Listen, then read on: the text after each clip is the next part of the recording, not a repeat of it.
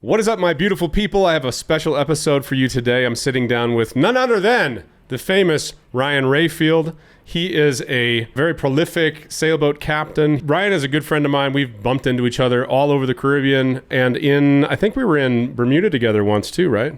Yep. We got to hang out during a tropical storm. Yeah, that's right. And a broken prop shaft and all kind of things. Yeah, that was a cool story. So we're going to get into that story. You've got a crazy story that I would love to hear. Again, we tried this about a month ago and got such a good podcast, and then the recording was all messed up. So that happens, man.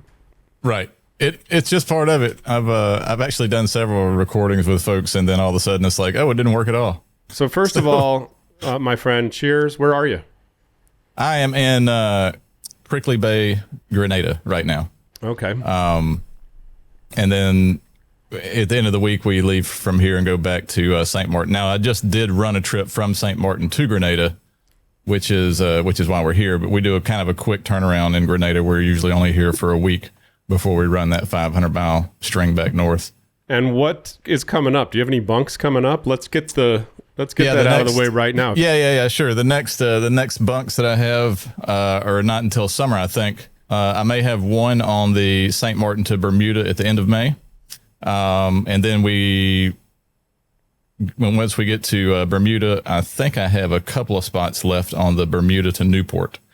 And then I have several spots throughout the summer. Two just opened up, which have been sold out or have been on wait list for a while, which was New York City to Lunenburg in Nova Scotia. So we ran that one last year. It was a fabulous trip, and I'm looking forward to doing that one again. So that one's got 4 on it. There's room for 2 more. I had a couple that had to move their passage. So there's definitely availability on that one. And then I know coming back and later in the summer, we have several passages that have stuff. And you can always, check website saillibra.com/passages, and it gives you all the loads and everything. So why don't we start with a little bit of background on you, just in case anybody's watching and doesn't know who the hell you are. Yeah, sure, which is highly likely.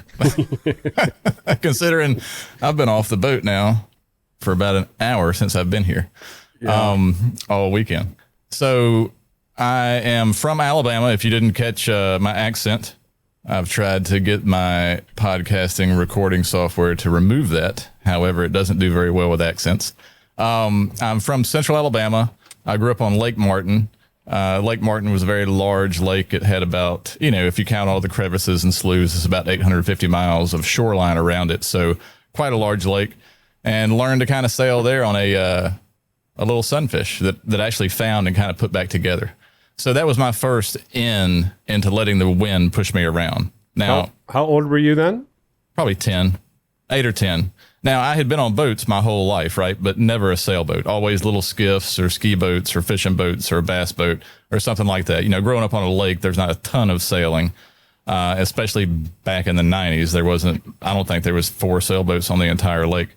So it just kind of blossomed from there. I ended up getting a job later on with Delta Airlines, which allowed me to travel quite a bit. Ended up in Southeast Asia and Thailand, and sailed out of Phuket to Langkawi, doing just ride-alongs, deliveries, nothing under my own command, right? I was in, early 20s at this time. And so that's kind of what got my sailing bug going. And then I did charters for, after my Delta career, I did day sail charters in Orange Beach, Alabama, which is down on the coast. Very popular vacation spot for a lot of the middle of the country. It's kind of the first nicest beach as you come down toward the Panhandle. And from there, I ran that business for about 10 years, doing lots of 2-hour trips, 4-hour trips, sunset cruises. What kind of kids boat? Sit in your lap. This was an Irwin 37, like the biggest pig of a boat. However, it was a great platform for what I did. Would I have sailed that boat across the Gulf? I mean, personally, I probably wouldn't have.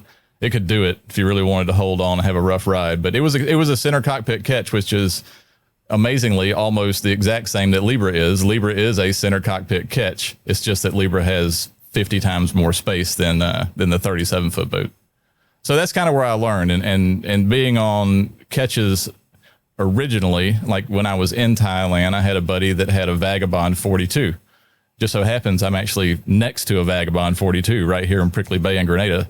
So I recognize the boat all the way. They call them leaky tikis or whatever, but I spent a lot of time with him on that boat and kind of fell in love with a Ketch, only because of basically it's very versatile as far as sail plans.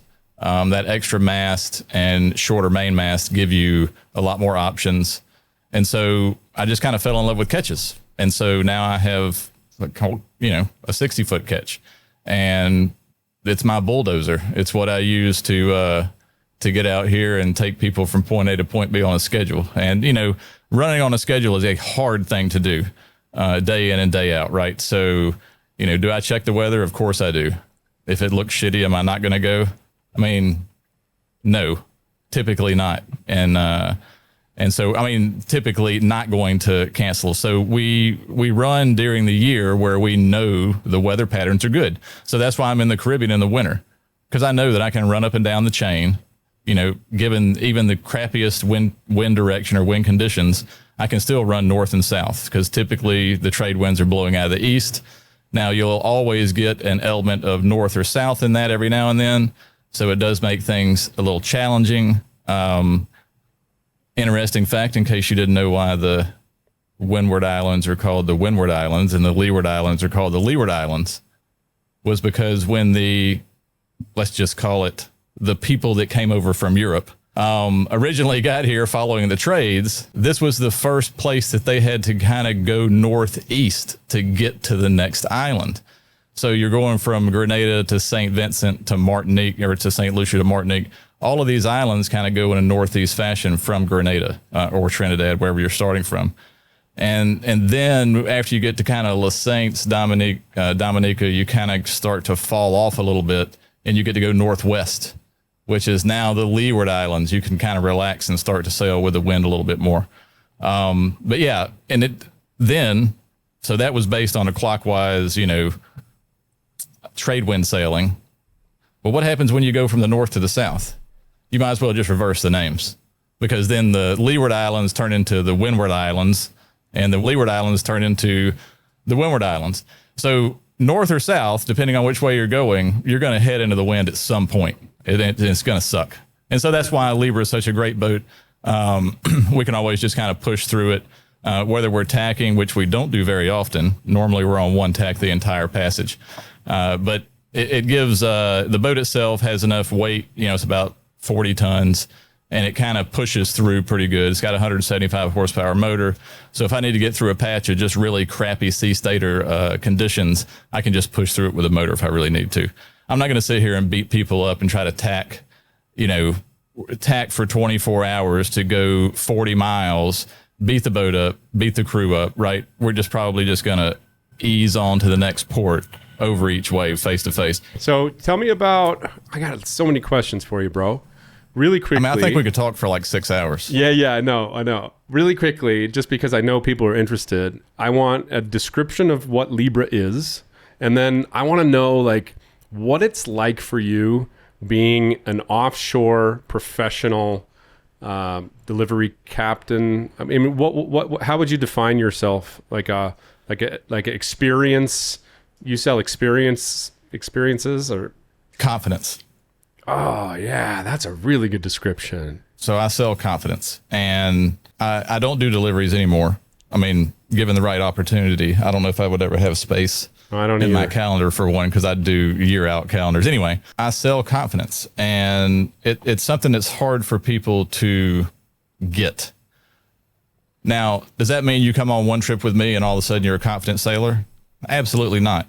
But I'm probably going to show you all of the things that you need to worry about, and then all of the other stuff that you don't need to worry about. And that's really the biggest play in successfully navigating a boat from point A to point B. I've never met anybody that left the dock and said, well, I'll probably get there. I mean, you know what I mean? Well, I don't really intend on making it, so I don't really have any plans. So that's just not the way that sailing works. Now, you may have people that prep their boat for 10 years at a dock, waiting for that perfect opportunity and the perfect gear and the perfect everything to leave. And you know, a lot of times those boats end up being dock queens, but Libra is definitely not one of those. She's going to go whether the water maker works. You know, we hold 300 gallons of water. This last trip, our water maker didn't work, so I'm ordered a part for that. So we have all these contingency plans, and when the crew is here aboard, they see all this. Right? It's not like I'm behind the scenes doing a whole lot of stuff. Everything that I do to the boat happens right in front of the crew, and we make it a learning moment. Just for example. So on the way down, we did have a little stint of motoring at the beginning of the trip because we had headwinds and we were right into the wind. As we were motoring, we picked up a fish trap, crab pot, lobster pot, whatever it is you want to call it. There was line in the water that got around the propeller. So knowing the type of transmission that I have, you know, and this is something that probably it hasn't happened to me in 10 years. It was that much rope on the prop. So it almost stalled the whole boat out. And so we're listening. I'm kind of listening, and I'm up there I'm in the cockpit, which is kind of right behind me here. And then all of the crew, you know, it's like, well, what are we going to do? Are we going to, you know, are we sailing to Antigua? Or are we, you know, are we going to continue on? Are we going to go to Montserrat? What are we going to, I said, no, we're going to get the freaking line out of the prop first if we can. Yes, dude. You know, now this doesn't mean that we were going to go over, but this was at night. You know, all bad things happen at night. So this was at night. We're not sending anybody over to the side of the boat. But more than likely, you can work that line off of your propeller by putting it in and out of gear in different scenarios. So let's reverse and back down on it pretty strong first. Let's see if we can unwind some of it. And once the shake gets out of the boat, we're going to slam this thing in forward and see if that cuts it or gets rid of the most of it. You have a line cutter? I don't have a line cutter installed on the shaft, no, because I don't typically run over pots. I run over them all the time. Let's just get that clear. I run over them all the time, but because Libra is a full keel boat, typically the line runs down the bottom of the keel and the float's on the top. So it kind of makes this void where the propeller can't really get the line. And this certain situation that didn't work. But we were able to kind of muscle the line out of the prop by simply putting it in forward, putting it in reverse, going full speed in reverse and, you know, backing up in reverse and trying to do little donuts. And then with this drive that I have, it's a Hearthgear 68A. You can do a high speed shifting with it. So it doesn't care what the RPM of the engine is. If it's 2,000 RPMs and you go from forward to reverse, it's not going to rip the transmission apart. Really? So so it'll do high speed shifting. Now a lot of times a sailboat engine will be mated to a transmission where the transmission is rated for 600 horsepower, but it just happens to fit that engine. So most people in sailboats are pushing around with a really heavy duty transmission on a light engine. So wearing the transmission out or breaking it with your small engine is, I don't want to say it's impossible, and read your manual. I've done but it. I know specifically for my, transmission, it will accept high speed shifting. So that was what we did to work it out. And, you know, had I not read the manual, maybe I would have been a little apprehensive about slamming that thing in forward out of reverse at 2,500 RPM, but it worked. Let's say hypothetically that it didn't work. Would you be okay going in the water and untangling it? You'd probably not send one of your crew in, right? Because you're kind of responsible for them. Right. That would be a bad thing, right? But right. Would, They're from Iowa. Yeah, they're used to tractors. Exactly. And not salt water in a moving. 6 feet down. Yeah. So here's two scenarios where I would or wouldn't. So would I go in to get something off the prop if it was a dead still sea state? Right? We're just in glass with no wind. Yeah, I'd probably get over and turn the motor off and take a dip and be nice and refreshing. But this happened at night, for one. So nobody's going to the water at night. I don't care how smooth it is. And then two, we had all kind of options to go somewhere if we needed to.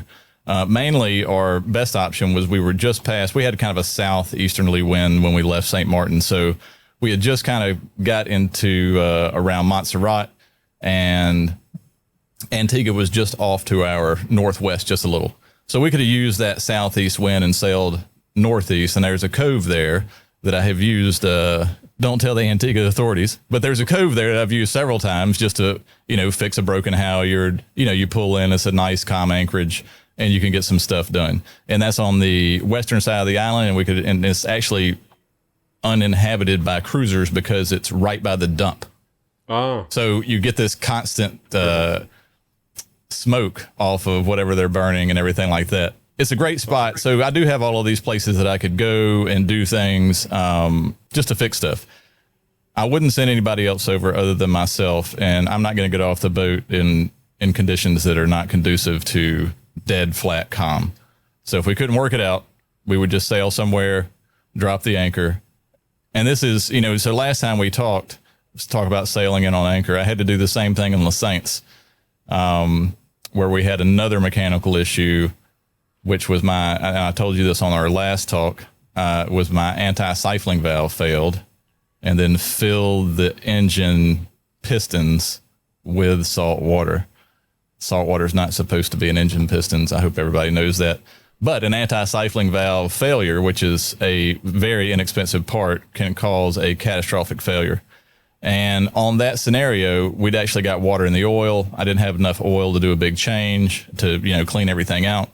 And we did. We sailed behind Dominica and then sailed into La Saintes. And of course, when you sail into an area that even if you've been there 100 times like I have, it's always going to be different.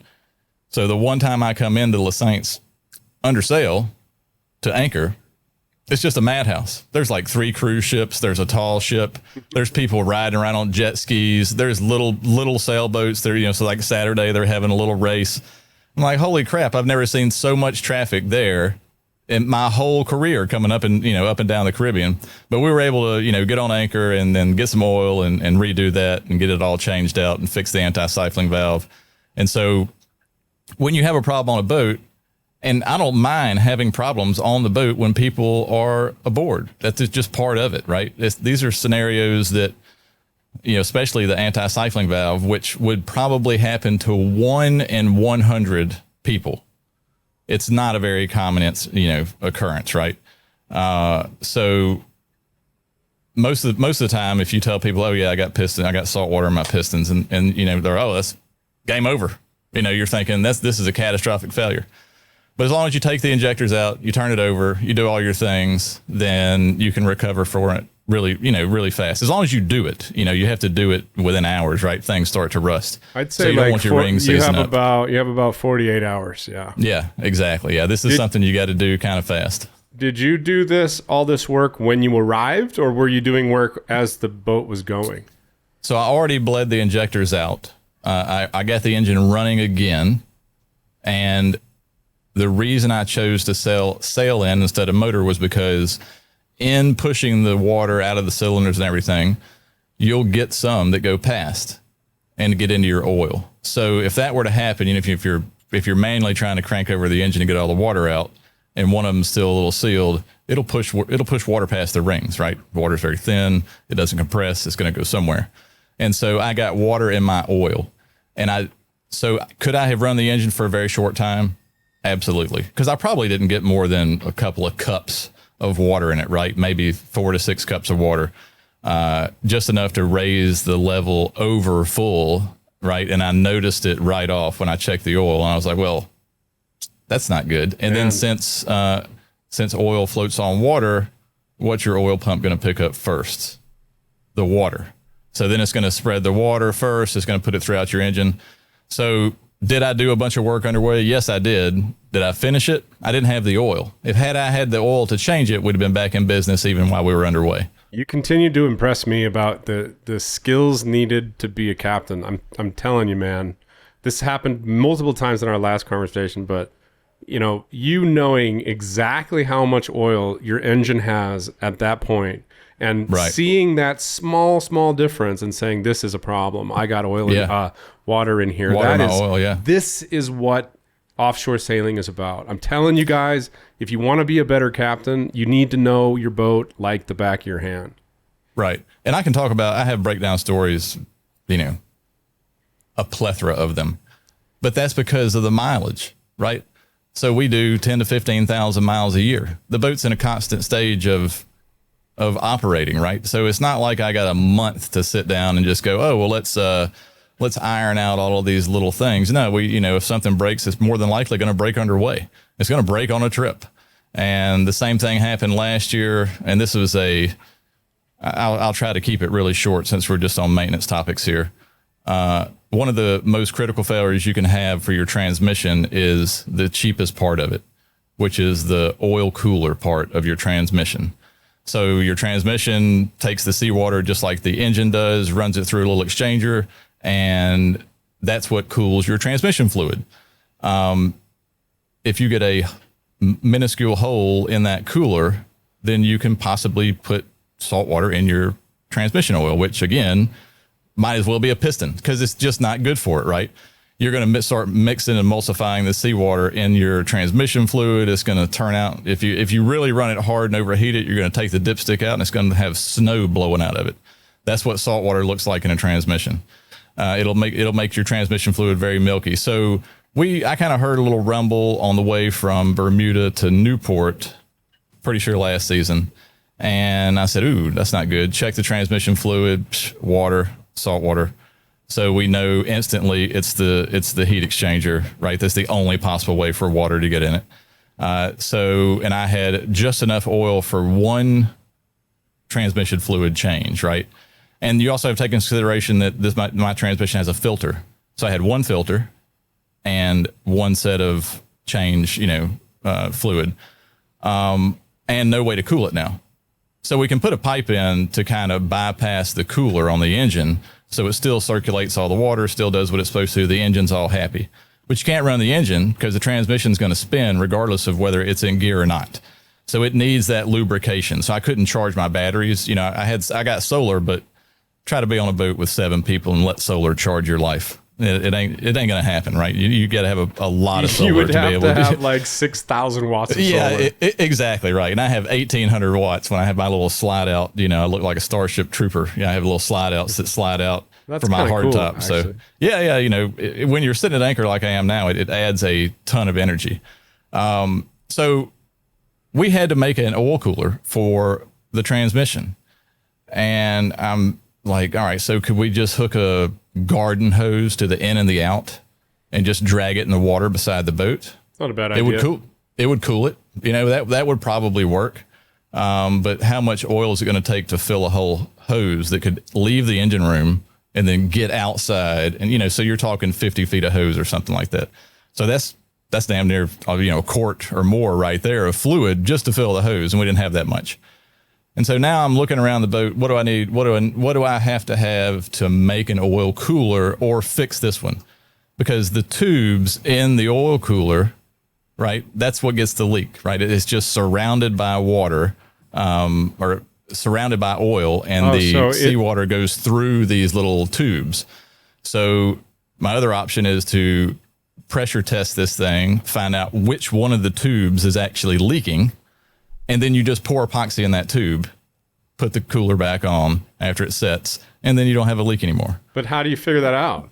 Exactly. How do you figure it out without a test and, all of this stuff to be able to pressurize it? We didn't have any of that stuff. So during Christmas, my kids always visit and stay on the boat for their Christmas holidays, normally in the Virgin Islands. And at one point I had a air conditioner, those kind of stupid air conditioners that have a little vent that goes out the window. I have one of those on my boat. Thank you very much. Right. Well, the bad thing about those kind of air conditioners on the boat is it's blowing a bunch of air out of your boat. Yeah. So it has to suck air in from the outside, which is the 90-degree air. And, anyway, so I had one of those, and it is efficient for what it does. But I'm looking at this thing going, here's a copper coil. Here's a fan that blows across it. I'm cutting all this shit out of here. So here I go with my, my toolkit, take the air conditioner apart, find the condenser coil and the fans mated right up to it, just like out of a Toyota. I mean, it just looks like a radiator out of a small car. That's awesome. And so we just took a couple of hoses and some hose clamps and put some hose barbs on the transmission outlets, ran it over to this thing, filled it up, changed everything, and back in business we were. Now, I wasn't pushing it, and you could tell that the in temperature and the out temperature were very different, not only based on just shooting them with a gun, with a thermal gun, but also just by putting your hand on the in and putting your hand on the out, and the in burns you and the out doesn't. So we know that it's effectively cooling the transmission fluid. And so that got us we weren't far out of Bermuda when that happened, but we had no reliable wind to get back. We were about 100 miles out. So we still had about 450 to 550 miles to go. And now we're going to kind of limp with this repair. But I felt so confident in the repair. And Brooke, the mate that was on the boat at the time, she really, thought this thing out with me. And both of us were hands on. It took us about a good 8 to 10 hours to kind of set this system up and go through our options.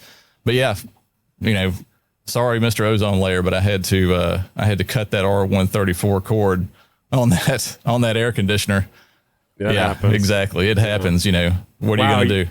Your crew certainly got a crash course in emergency jury rigging on a sailboat. Yeah, exactly. Yeah, they were kind of talking like, who does this? And I'm like, well, you just got to do what you got to do, right?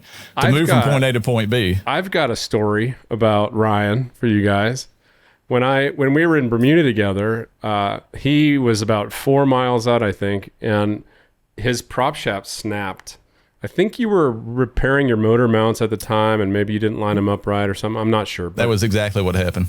Okay, so the prop shaft snaps because it's under pressure, and he calls me up and he's like, "Hey, I need you to come get me." And I'm like, "Okay, let's go." It's almost sunset. I go out and yeah, get it's getting late. I think we ended up side tying to you. I can't remember how we towed you in, but we towed him in. Oh no, we towed you in, and then we side tied to you first, to park, right? And this mofo takes that drive shaft, goes and finds a shaft from a car, right? It was from a car, wasn't it? No, just junkyard, but a junkyard for cars and marine stuff and boats. They just happen to have the right size piece of material. He finds a freaking metal ingot and has it machined down and has that thing back in there within, I think it took you like 30 hours to do that. Yeah, it was less than 48 because I said I'll have us back in business in 48 hours. I don't know how, but it was so impressive. That was the goal I set for me. Bro. And we had that storm coming in like 4 days, which was one of the reasons I was trying to get out of there. Yeah, that's exactly and so I knew that with that failure that I'm going to be in Bermuda for that storm. And I don't want to be disabled during the storm, right? So if I need to motor up on the anchor a little bit to relieve some stress, there's some high winds.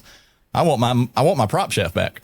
And that's, you can't really go anywhere without a prop shaft. And just so everybody knows, the problem that happened is not necessarily, it was misalignment. But I was in there working on some other stuff, doing normal maintenance on the engine, and noticed that the two rear motor mounts, the nut that holds the engine to the boat was not snug. And so I tightened both of them down. And what had really happened was the bottom nut had worked down, right? The top nut didn't work up. So when I latched it all back down, I locked it into an out of aligned shaft, right, by like a half an inch or more. And so that, you ever done the wiggle the metal until it breaks? Yeah. That's exactly what happened. Sure. So in hindsight, looking at that problem going, why are my motor mount bolts an inch away from, holding the motor down? I've had this exact same thing happen where for me, luckily it was the top one, but man, what a pearl of wisdom. If you're watching this right now, that's worth the price of admission right here, dude. Yeah. If your motor mounts aren't tight on your engine, cause this, your engine shakes all the damn time. Yeah, it happens. So it's going to happen. Your motor mounts need to be tight and adjusted, this, that, and the other. So good to yearly maintenance thing to check. But if you ever see them loose, make sure you know which one got loose, right? The one under the motor mount or the one above the motor mount. Yeah. Because I learned the hard way just by looking at it really fast. I said, obviously these things work themselves up against gravity. So wow, that's amazing. Tightened it back down, locked it in, and that's exactly what snapped the shaft. I'm still running on that shaft, by the way. That I built in Bermuda. Yeah, it's great. Yeah, I mean, I remember seeing your crew, and they were just looking at you like a sailing god. They were just like, "Wow, man, I can't believe you did this." Like, me too. I don't know about that. Most people would just not do that. Wouldn't be able to do it. I think it takes a specially driven, and the fact that you have people paying you and you have a schedule, that has something to do with it. But man, that's seamanship, dude. Good job. Yeah, there's always something. There's never a lack of surprises aboard Libra. Something's going to happen almost every trip. I've rarely ran a trip where we didn't have I mean, I'm looking up at my boom vane on the last trip, and it's just laying on the deck. Like, it's still attached to the boom, but the part that connects to the mast had sheared the bolt off, and it's kind of dragging on the deck. You hear a strange noise, and you start looking around, and you're like, well, shit, guess I need to put a new bolt in that. So now I'm up there, with the sail inflated, sailing, trying to get this thing that every time it stretches to try to get that new bolt in. And so it's something every time, and it's not necessarily bad, because if you have your own boat, it's going to happen to you all the time too. No matter how much maintenance and preparation and everything you do sitting at the dock, once you put your boat in a condition where it gets moving, rocked, engine vibrations, something's going to work itself loose, and you're going to have to kind of respond to it. So think outside the box is the biggest thing I can tell people. Not everything has to be so cut and dry. You can limp in almost any condition. Oh, I was going to ask you, how important do you think being able to sail on and off anchor is for a sailor? I think that being able to sail your boat conservatively into the back of an anchorage to drop your anchor in maybe a little bit more water than what you're used to anchoring in is a very good skill, because I've had to use that many times, right?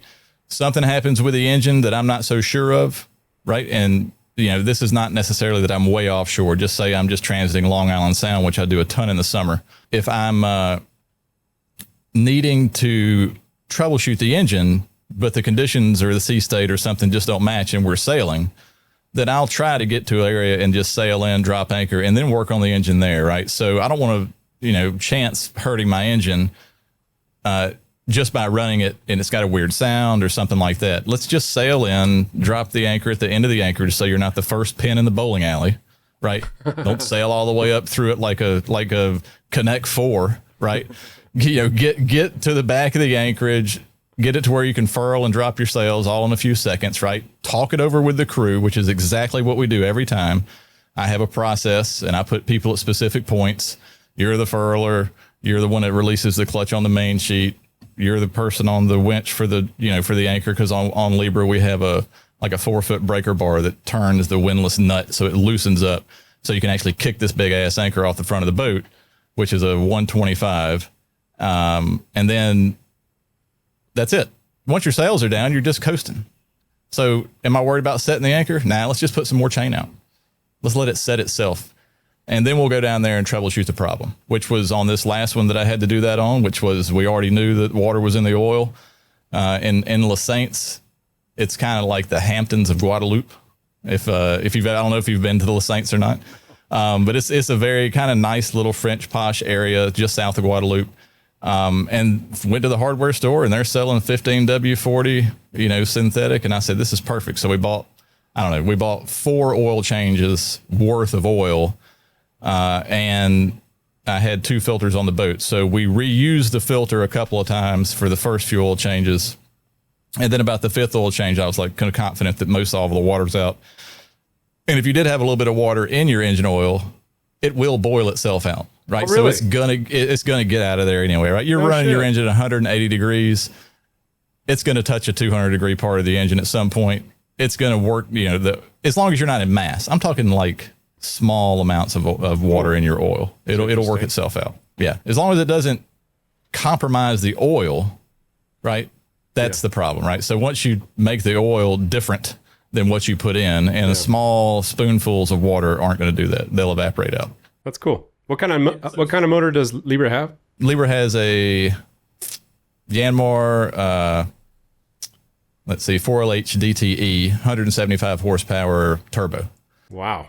And I like the turbo part, and you can hear that thing spool up. I always thought, I mean, I'm on the camp of non-turbo boats just because it just makes them more, it's more parts that you need to worry about. If you do backflush the engine and get in the turbo, you're out $1,500 for the turbo. You really water was coming out of my turbo too. It was salt water. Salt water getting to the pistons is not just the worst part. It's everything else that has to go through to get there. Yeah. So so I've replaced the turbo on this boat. It was about $3,000, 2,500, something like that. And when I did it, it was more of it's got 5,000 hours on it. Let's just go ahead and replace this thing. And let's knock on some wood. I got a ton around me. Haven't had any issues with my turbo yet. And your engine, how many hours does your engine have? Probably close to 7,000 now. Wow, that's amazing. Something like I very rarely see a sailboat with that many hours. And I bought the boat with 50 hours on it. It's the same engine. And it was installed in the late 90s. So it was installed as a brand new engine in the late 90s. And when I bought the boat in 2013, it only had 50 hours on it. And that was because the guy would go to the shipyard and back, which wasn't very far from his house, just to haul it out every other 2 or 3 years to do the bottom on it. And hours on engines matter overall. But as far as your day-to-day operation, as long as your engine sounds good, running good, go for it. Yeah, it's hard for me to blanket statement that because it's such a nuanced thing. It's like if somebody writes me an email and says, "Hey, what do you think about an Irwin 38?" I'm like, "Well, Jesus, dude, there's like hundreds of those. I don't know. It depends on the boat. Same thing with the engine. I mean, but I will say that I very rarely see engines hit over 6,000 hours, just because the way, it's so much salt water. It's the environment is caustic. It just seems to me you're cooling it with seawater. Usually you'll get a leak that you won't see right away, and it'll just destroy something. Or when your water pump goes out, it'll start just pissing all over your belts, and then your belt will go, and then you know what I mean. That's kind of how it happens. It's a chain reaction, which is why we try to stay on top of engine maintenance as much as possible. This engine is pushing almost 30 years old. Probably somewhere close to it anyway, late 90s, above 25 anyway. So, with my engine having hours that I put on it, because I know I bought it with 50 hours. So I know all the hours I put on it, every one of them. I was aboard. This boat, I don't think has ever left the dock except once without me on it. That was for a very short period of time. I have separation anxiety issues here. Awesome. So hours on the engine, once your engine starts to kind of smoke, and you're wearing your rings and all this other stuff, yeah, it's time. But if it starts good, runs good, doesn't smoke, you're probably in pretty good shape. Make sure that all your belts and hoses and pumps and everything that attaches to your engine are good. And then beyond that, run it. Don't let it sit. Same thing with your water maker. Same thing with your entire boat. Yeah. If you don't use your boat will use itself. That's a good saying, dude. I mean, because it's going to wear itself out faster not being used typically than it would be being used because you're on top of things. So I talked to my rigger. I got a really good rigger. His name is Chris Catterton. If you guys ever want a good rigger, he's in San Diego. And Chris told me, even if your boat's sitting and doesn't move at all, because it's in the water and because it's oscillating and because that rigging is tight, it's still using the available life of the rigging. Yeah. Which is crazy. So it doesn't matter. He said, unless you take your mast down and put it in a controlled environment, like under a shed with a heater or with a air conditioning or whatever, you cannot have that rigging last longer than 16 years. Yeah, and when I bought this boat, the rig was on it from the mid-2000s, and I ran a couple of years with that 20-year-old rig, and had fine, nothing, didn't have any failures with rigging, and it wasn't until I actually put new rigging on it when I had a failure. Oh, that's so. funny. So it's about 500 miles a trip. So I've done 8 runs, so about 4,000 miles in the Caribbean this season. And on one of the first ones that we came down, we hit a whale. Oh no! Libra and whales typically don't get along, just historically anyway. So. And this would only happen in the middle of the night, right? It's not like we saw it blow or anything like that. No, they're sleeping on the surface. Yeah, they're doing whatever they're doing. So Libra's really pounding through the seas, and we're kind of going. We're like 50 degrees on the wind, trying to make some east in the Caribbean. We're going from St. Thomas to St. Lucia, and that in itself is about 400 miles. We ended up kind of coming through from St. Thomas, kind of going through Sir Francis Drake Channel, going through the BVI, using the BVI as a wind block. Cool. So I can gain east just by motoring through the BVI. Yep. Get out, start sailing, and we're probably, second night or something. And I have a nice lady that sails with me quite often. She's up in the V berth. I think I had 3 or 4 guys in the cockpit with me. It was during shift change where we're sailing probably 7 to 8 knots, heeled over kind of. And then all of a sudden, this huge bang, and like you could hear the railings. I have solid stainless railing that goes around the boat. So you could hear that railing chime, and then the whole boat, this is all in the same second, the whole boat shifts to port about 3 feet. Whoa. So 44 tons of boat moved 3 feet in 1 second to the side, where everybody kind of went, woo. And then, of course, now I'm like in damage control saying, all right, well, that was a really loud thud. Let's figure out what it was. So I cut the spreader lights on, I cut my up lights on, and I'm basically counting digits. I have a head stay. I have a back stay. The whole mast is standing up because I didn't know what the sound was. It's not like you instantly go, oh, well, that was just a big whale we hit. No. It's not until after the fact. Nobody tells you what that was. Yeah, exactly. It's not until after the fact that you go, well, you eliminate things, right? Well, we didn't hit anything solid because there wasn't a scratch on the boat. Not under the water, not above the water, nothing. So, after we did our preliminary kind of damage assessment, opened up lockers, looking at the starboard hull, all interior of the boat, nothing was wrong. The rig was fine. We just kept sailing like nothing had happened. The one thing that did happen when that happened, and I didn't realize it at the time, was our furling line had snapped. And so then we were reefed, and our 2 reefs we had in the jib kind of unfurled. Because that big jolt, just that sheer force, something had probably either chafed through or something, and that was its final straw.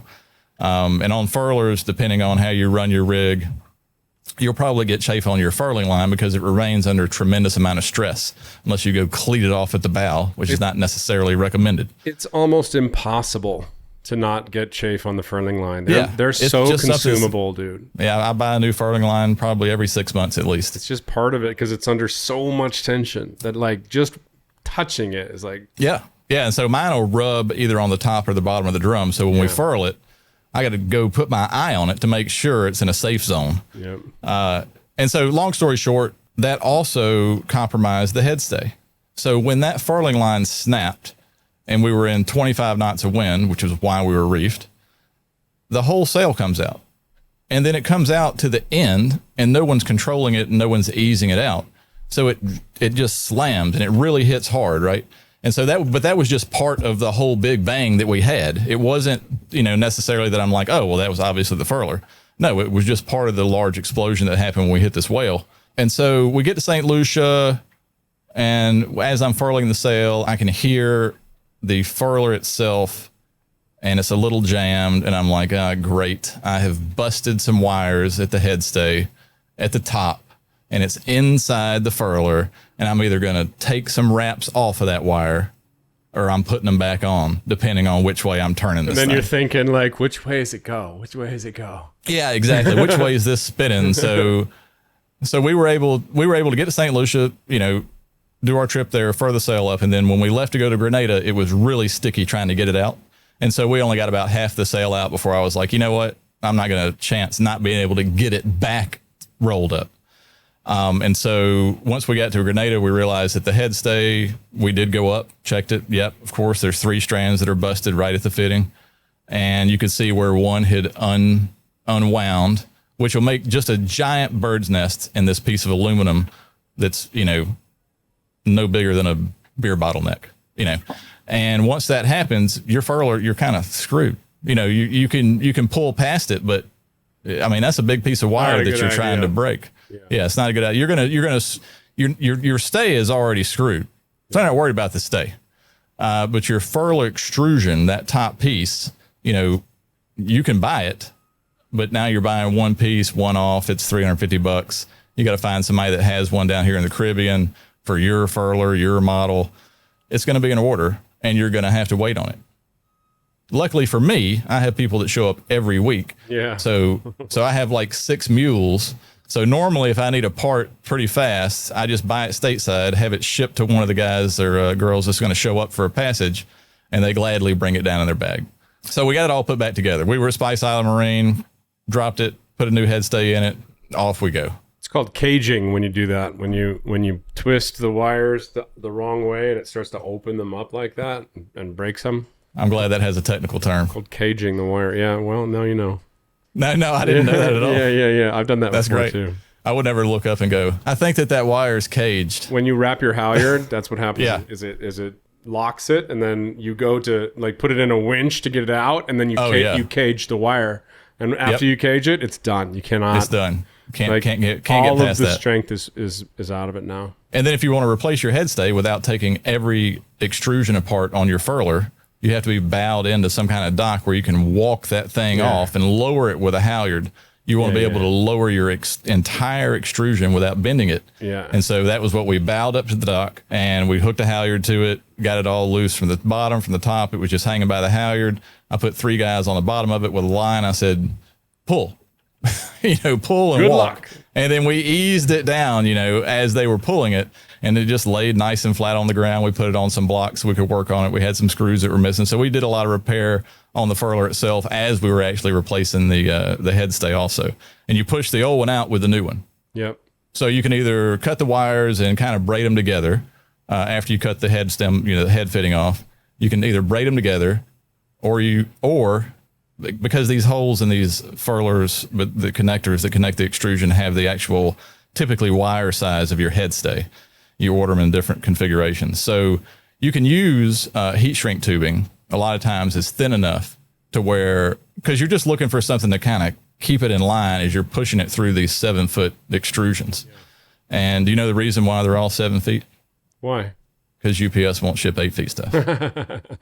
That's exactly the reason, right? Yeah. They build it so they can ship it. That's why masts are 2 pieces, because or 40-foot containers. Yeah, how are you going to get your mast around? The way that I know to do that is you unfurl both, and then you cut the outer of one, and you cut the inner of the other one, and then you braid it back together like it was one piece. Yeah, that's the braid, yeah. And then it's not bigger at one. It's actually a really cool splice. It is. I saw, so when I was here, I had a rigger here, Grenada also, that provided the wire and the fitting for me and everything.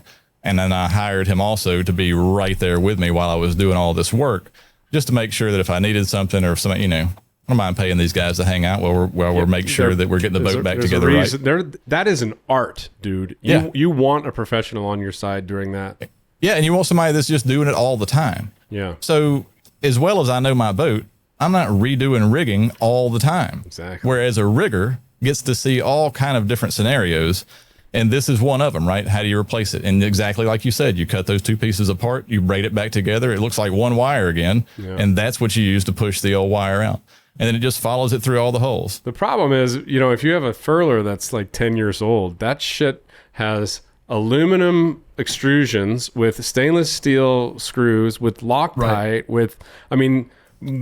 I am almost going to guarantee you're going to break something trying to get that apart. So if you don't push it through perfectly, then maybe heat shrink would work, but this technique of cutting the outside and the inside and weaving them together, I think so. Definitely superior. Yeah. So okay, it's time to talk about the story. The story. So if you guys go to my website, if you go to www.bethecaptain.com and then up in the right hand corner, there's something called the locker. I call it the captain's locker. It's like a mental diarrhea of all the things I couldn't put in my book. And it's got, watch stander printouts and stuff that you can do for 3, 4, 5, 6 people. It's actually, I put a lot of work into this, but one of the stories in there that you can download is from Ryan, and it's what is it called, Ryan? When the ocean roared back. Yeah, that's it. When the ocean roared back. Oh, and it's such a good story. So I want to hear that story again. And so just to put everything in perspective, this is normal for Libra. We do sail in adverse conditions sometimes, even purposely, but never dangerously. And so that's a good way to put the way that I operate the vessel. And I would never knowingly go into a situation that would be dangerous. That's dumb, right? You don't do that. As a captain, you just don't do that. You just say, well, I guess the trip's going to be delayed. And during this specific trip, there was a late season hurricane in October that was going to go across Bermuda, and it was scheduled about the same time. That was going to be halfway through my scheduled trip. And so I'm in the shipyard, not paying a lot of attention to the actual weather, except is it going to rain today on my parts that I'm working on? And other than that, so So when I checked it and saw the storm was going to happen, I sent a message out to the crew and I said, hey guys, obviously we're not sailing off into a hurricane or what could be a hurricane as it comes through Bermuda. We're going to push it back a week. Is everybody okay with that? And of course, it's unanimously, everybody obviously understands that this is not an airplane, that they're going to yell at the captain for not going, right? And then that goes back to airplanes. If the captain doesn't want to take off, I don't want to go either. So anyway, so back to if the captain doesn't want to go, you probably don't want to go either. That's kind of the bottom line of that story. That's a no-brainer. So we're able to move it back a week. Everybody showed up, and at that time, what was laid out before us was we had a nor'easter coming. So we needed to wait 2 full days for a nor'easter to pass, because in typical nor'easter fashion, before it arrives, that these things come out of the Arctic and then come across New England, go over to Greenland, and spin out just like a hurricane, but in the northern latitudes. It's going to draw a bunch of warm, moist air from the south, and I need to go south. So I'm not going to leave before the nor'easter and just beat into a bunch of south wind trying to go to Grenada. Let's just wait for this northwest wind that's coming. And so we did. So we waited for the northwest wind to come. Took 2 days. We were kind of holed up in Block Island. And it came through the front edge of the front, came through with quite a fury, which they always do. We're very, used to these weather patterns, right? It's going to be rainy and thunderstormy right on the edge of this thing. And then it's going to open up to nice, cool, clear, crisp, stable air. And that's what I wanted. I wanted some nice, cool, crisp, stable air to go sailing in. I don't want to sail in storms. Sailing in storms is no fun. It's a lot of work. You're doing this, you're doing that, and then all of a sudden something changes. You got to do something different. It's just a lot of work to sail in varying winds and squalls. I do it enough in the Caribbean. I didn't want to do it up there. So some of the heaviest winds we got were when that front arrived in Block Island. It was 74 knots was what we got on a mooring ball, not sailing. This is, we're on a mooring. And, I'm like, I'm sitting here going 74 knots. I don't know if I've been on this boat in 74 knots. Well, yeah, in Bermuda. You couldn't. Yeah, exactly. and so the one thing that happens with the rig on a Ketch is they sound a lot different than a sloop, because I probably have twice as much, if not more, with my running backstays and everything rigging. I got all these harmonic wires hanging up in the air, and at 74 knots of wind, it's hard to talk to the person beside you. It sounds like a wolf. It howls just like you would think that a tall ship in a storm would howl. This 60-foot boat with 2 masts and a bunch of wire in the air sounds like a harmonica. And I digress on certain topics. Push me through if you need to. No. So I like the tangents. Yeah. So as we're doing this, wait for this, and this is what we're waiting on. We're literally waiting on this front to come through. So we knew this was showing up. We could see it on radar. We could see it on windy coming across the sound. We're at the most eastern edge of Long Island Sound at Block Island. And, you hear on the radio all of these Coast Guard, Mariners Notice, all this small craft advisories, and, nobody go out. It's going to be shitty. That's exactly what it was. But after it cleared, now we're in about 30 knots of wind, 25 to 30. And it looks like it's just this is what it's going to be. And so we've had enough time for the front edge to pass. Everything's kind of died down. And after 75 or 74, 30, that's kind of nice. Hey, it wasn't that bad. Yeah, and so to get out of this is a very common technique, people. I mean, we ride the back of storms because it's nice air. It's really windy. You gotta reef down, but you want to catch that wind while you can. Yeah, you want that stable air.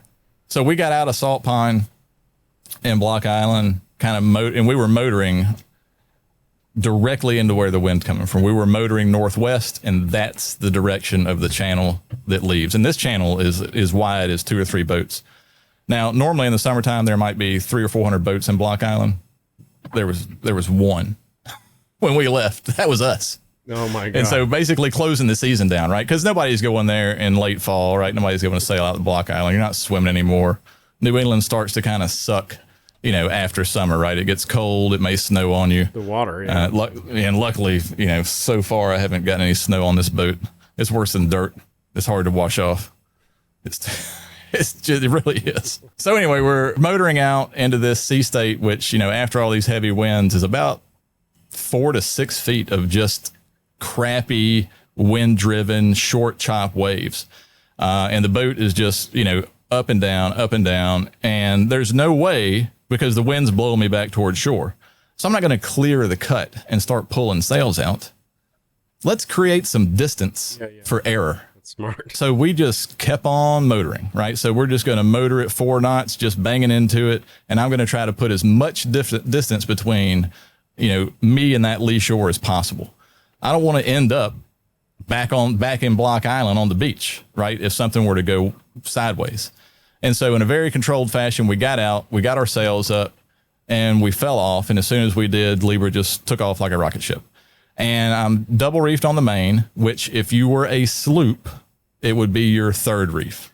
So I was in my last reef, right? I'm a Ketch. I have 2 reefs on my mast just because, the third reef thing is a sloop thing in my point of view. On both? Do you have a second reef on your mizzen as well? I do, but normally we're just going to drop it all the way down. So the boat's balanced really good with a little bit of jib and a little bit of main.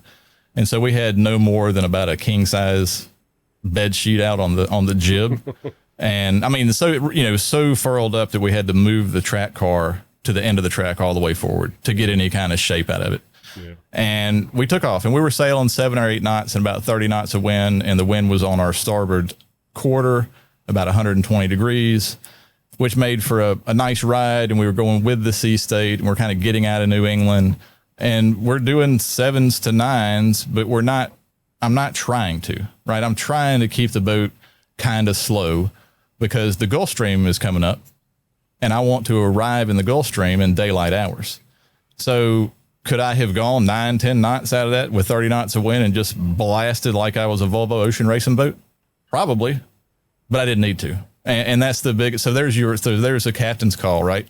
I'm not thinking about, what's in the next 5 minutes, right? When I'm setting the boat up and we're actually going to go on a long distance sail, it's like playing golf. The hole is where the hole is, right? So Bermuda is the hole. And so you play the field. So whatever, if you need to hit your ball over here. That's a really good analogy. To get in the middle of the fairway, even though you're not hitting at the hole, you're going to line yourself up for the next shot. Now, that's about my extent in golf because that's about all I know. I don't play. But I know that you don't hit every time at the tee, or tee off and hit toward the hole. You're playing the course. And so that's what we always do. We always check the weather, and we're going to ride this system all the way down to the Gulf Stream. And fortunate enough, when we got to the Gulf Stream, it was probably one of the best Gulf Stream crossings I've ever had. The wind died down 15 to 20. We shook all the reefs out, and now we're sailing across the Gulf Stream, which in that part is about 75 miles that we have to cross. So it's pretty wide right in that area. And depending on you get waves up there as this stream turns off the East Coast and starts moving toward Europe. And so you try to pick a part that's favorable for your destination, right? You're not gonna go against it.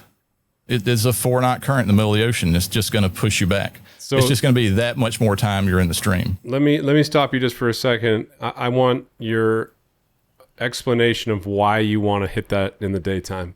Just in case. So the Gulf Stream, especially up there, and people cross it all the time in the fall and in the spring coming back to New England. It's just a normal route. It can be really crappy sea state if you have the wind against the stream. And I know that just about everybody probably that's listening has heard, like all the people that sit down in Florida that wait like ducklings to go over to the Bahamas. They're not going to go with a wind direction with an N in it. Northwest, northeast, north. They're not going to leave Florida to go to the Bahamas because it's going to stand the stream up like square elephants. And they're not necessarily even waves. They're just walls of water that fall on your boat. And if you get into a situation to where it's nighttime and you can't judge things, you don't know when to grab the wheel to steer this way or that way. For me, I've always tried to hit it in the daytime and cross it in the daytime. It just puts your mind at ease so you don't see anything weird coming in case it is adverse conditions, sea state wise. And that's just from my experience, right? That's what I like to do with the Gulf Stream. I like to cross it in the daytime so I can see what it's like because there is a very visible difference difference compared to being in or out of the stream. And if the wind's going with it and you're riding a kind of a down leg, like when we leave New England, we always aim for what would soon become an eddy, right? Because the stream waves as it goes out. And every time it does an up and down, it spins an eddy off.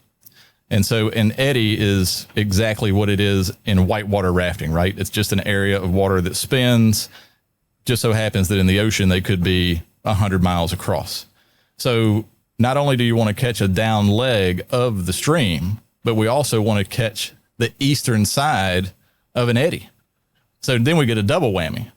Now I've done New England to Bermuda in 3.5 days by catching a 200-mile boost of speed through the Gulf Stream. And what do you use for your software to look at this? Windy. And I know that a lot of people use Predict Wind, which is perfectly fine. Predict Wind's a great application. There's a lot of people that use it while they're on board with me. But just personally, I have grown to use Windy just about on every trip that I've ever looked at. And one of the new things, especially with Starlink, and you probably know this already, and Predict Wind may have this feature, I just don't have it on my phone, is weather radar. So you're pulling a feed from a live Doppler station, land-based, in some country that gives it out for free. And if you were to look at Windy and put it on weather radar, you can see the actual circles and go to the center, and that's where the dome is for the Doppler radar. And so almost all of the Caribbean Sea is covered by real-time, right now, there's a squall, I can see it, not only on my internet device, but also on my radar, and know that it's there. So we use Windy, and we use the sea state, we use sea temperatures, and this is all to judge the stream, and of course it has currents, which is very helpful. And so we can see everything that we need to make kind of informed decisions on our routing, especially when it comes to current. You can choose those eddies. And if you were to pull up Windy on your phone right now and look at the Gulf Stream up in New England, you'll probably see the eddies that I'm talking about. So not only do you want to catch one coming across like a down push, depending on your direction, but you want to catch an eddy on the other side. Sweet. So we're crossing the stream, piece of cake, no problem. Get on the other side of the stream. We have a light dinner. We know that there is another front that's going to come. So this time, and we knew before we left that mid trip, we're going to get this next front. And if it's similar to the last one we just went through, we're going to get a heavy front edge, and then it's going to mellow out, and we're going to have wind in the 30s, and we can beam onto that and rocket down to Bermuda, which was kind of my plan. And as the night progressed, the winds did also. So the front came through kind of late that evening before dark, and we had some clouds and it rained a little bit, but no massive thunderstorms or anything. And then in the evening, the sky cleared up. You can see the stars. And then the wind starts, and it just doesn't stop. So we're sailing in 30 with the same exact configuration as that we left in. We had reefed back down after the Gulf Stream, reefed into our bed sheet on the bow and our double reef main, which is as deep as I can go. Mizzen's down. The mizzen didn't come up on this trip. I didn't need the power. This is, you're adding horsepower, and I didn't need it. So as we're sailing throughout the night, the wind continuously grew to the point that I said, okay, we can't make any more progress toward Bermuda because you can't go beam to in a large sea state. So the wind had been roaring now in the 40s for probably 3 hours. And in that short period of time, it had built the seas up to probably somewhere around 20 feet, with frothing tops and blow off and, things that you don't necessarily want to take right in the face. So if you're beam to in any of these situations, then you're going to have a wave eventually break on your boat. You're just gambling. You're just playing roulette, black or red. It's going to happen at some point. It's going to happen. And so once you get to the point to where you're gambling with the safety of the cockpit, that's when you need to change gears. Let's do something different, right? And for some people, that could be heaving to. That'll balance your boat out typically.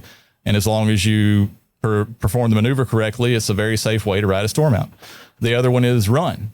Let's decrease the apparent wind on the boat by going with it, which is what we did. Because I figured, all right, it's 6 hours. It'll be blow past, be back down in the 30s, and then we'll just continue on to Bermuda. Well, that's not exactly what happened. The wind progressively increased up until about the mid 50s. And so we're sailing in mid 50s true wind, and we're surfing down these waves that have now built themselves up into the 25-foot range. And then, dare I say, with the internet police, that some of them were over 30 feet. And there's no doubt, because you get down in the trough, the wind dies because you're blocked by two kind of half mountains of water. And then you come back up to the top and everything just starts to heal over again. And then you go down to the bottom, things luff, and you're like, I'm just depowered, about every 8 seconds. And in running with the wind, you're gonna need to pay attention to the helm. Now, luckily, we had a autopilot system, which I've had forever on Libra, and I'm not one of the vessels that does this type of operation. I know there's some European operators that you're going to hand steer your entire trip, and that's not something that I'm not trying to torture anybody. So, yeah, we use the autopilot. Of course we do. And we can sit back and relax and talk sailing. If you want to learn how to helm, go to ASA. Do your classes, do your work like that, right? Because in reality, once you start to cruise and to sail, hand steering's fun for about 10 minutes. Yeah. And then it kind of gets monotonous and a little boring. So we let Auto do most of the work at the helm. Now, that doesn't mean that you can't hand steer Libra. That just means that majority of the time, the people that do are kind of over it within, at half an hour, right? They're like, okay, now I understand why you have an autopilot. Yeah, I don't want to be locked here, and neither do you. So Auto was doing most of the work, and I'm watching this thing like a hawk. So I'm going to be up all night. It's not like my watch is over where I'm kind of divvying up shifts. I'm like, well, have fun with 50 knots of wind. I'm going to go down and go to bed. That just doesn't happen in these conditions. You want to be alert and pay attention. It's the same thing I had with my crew. I told my crew, I said, go, if it's not your watch, try to get some sleep, because I'm going to need your energy later, because I'm expending all of mine right now by being awake pretty much all night. So anyway, daylight comes and I decide we've already gone 70 something miles in about 6 hours. Jesus, dude. So we've been hauling ass. I mean, at one point we hit 18.8, and this is surfing with the wind and barely any sail up at all, right?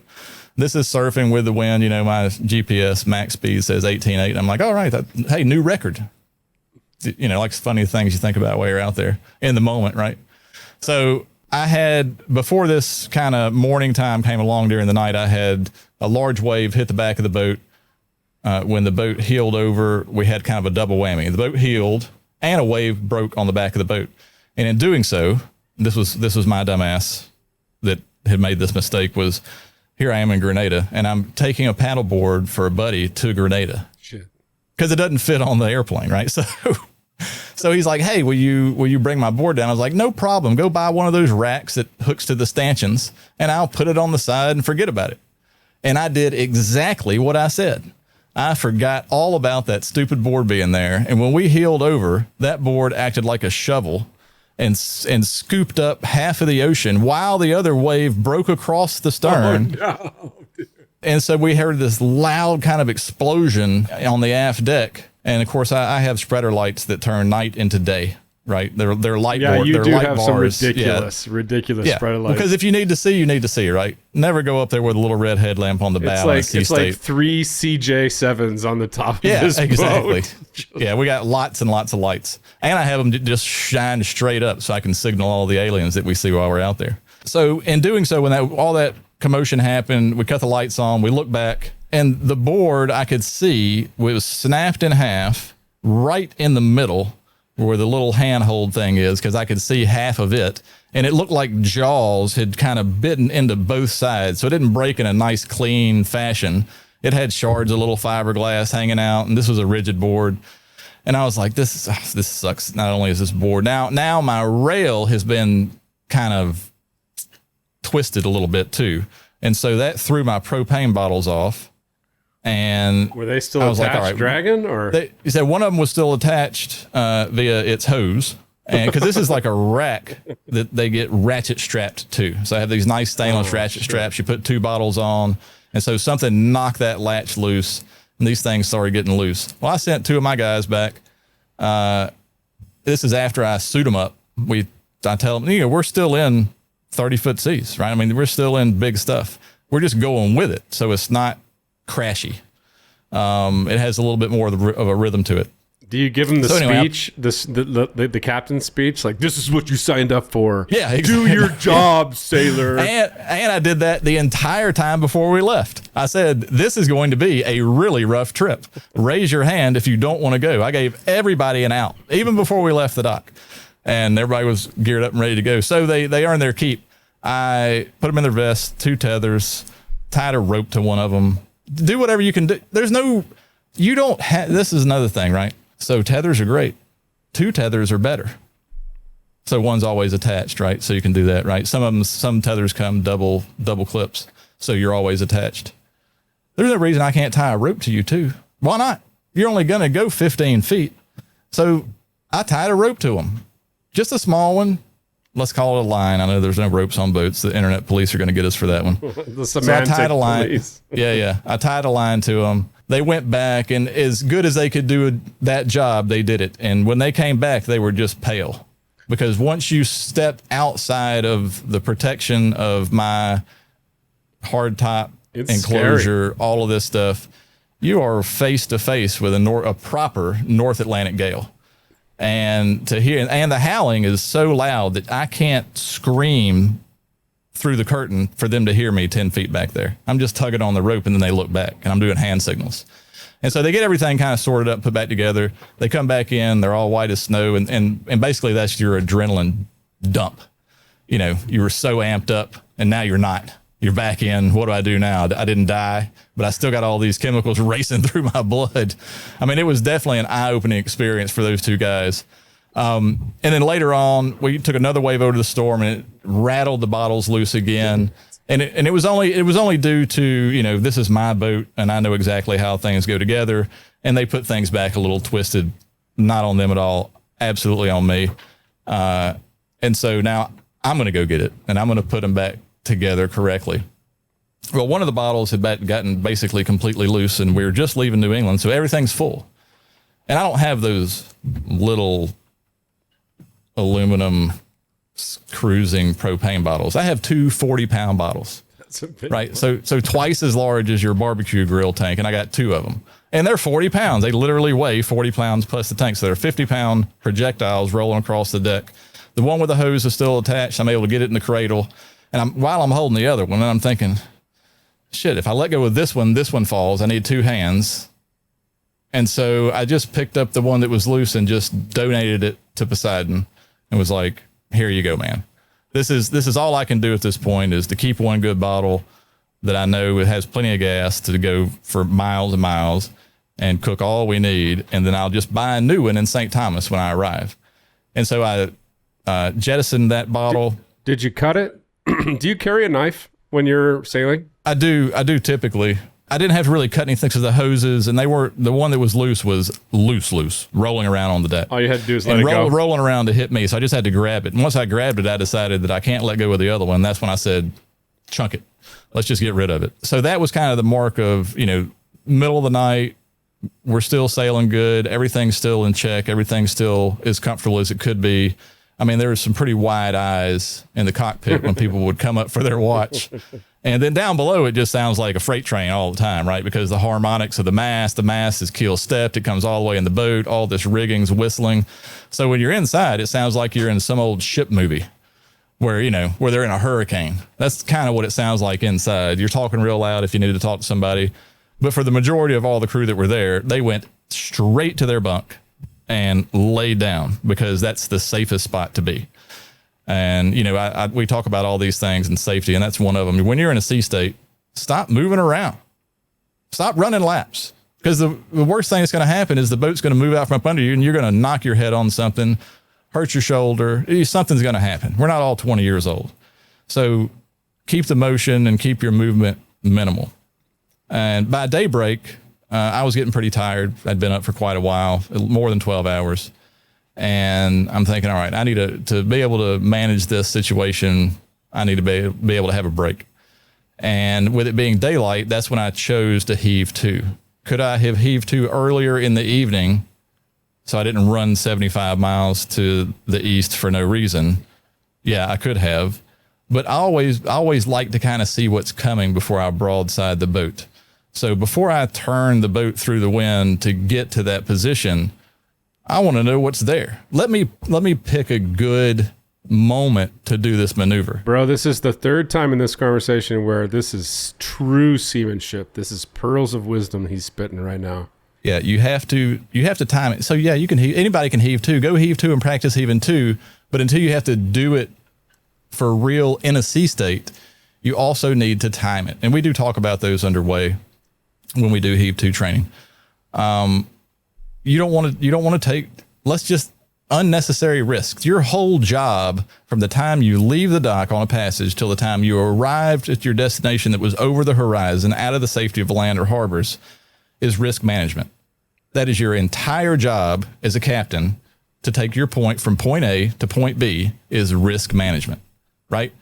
Smooth, calm day, not a ripple on the water, motoring. I don't care if you're wearing a life jacket or not. Go sit on the dinghy, get some sun, hang out, right? Those are the types of things that you go, well, obviously, if we use our head, it's a super nice day.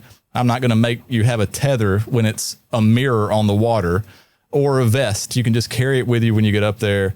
Don't fall off the boat. The biggest rules, don't fall off the boat. So as long as you don't do that, everything else is pretty easy. But then on the other side, when it's fierce and wavy and windy and people are getting thrown around, yeah, you're going to have your vest on. You go outside the cockpit, you're going to have a tether. Sometimes we're tethered in the cockpit. We were tethered in the cockpit on this one. So to get into our heave to position, so the best thing about being me is I don't have to prove to anybody that I know what I'm doing. That's the easiest thing in the world, right? So what do I do to heave to in a controlled fashion? I start my motor. Don't forget that we're all on motorboats. The sails are for the fun parts, right? So in order to do this maneuver more controlled, I fire the motor up. Yeah, I think that's smart, getting in. I have and a very out. limited, I have a very limited amount of sail area up. Mm-hmm. So we're not going to be able to do this thing really fast if I'm relying on these bed sheets that I have up in 50 knots of wind. So I crank the motor, I turn through, we heave to, I cut the motor off, and then I adjust the main sheet because you center pretty much everything. So as we were coming through, we made sure that everything was nice and centered. We didn't really have to put any more pressure on much of anything because everything was almost centered anyway, because we were trying to spill air. And going downwind, there is no spilling air if you let your sail out. So keeping a more center line when you have a broad reach spills air forward off of the mast instead of what you would normally do when you're sailing upwind and you're spilling it aft, right?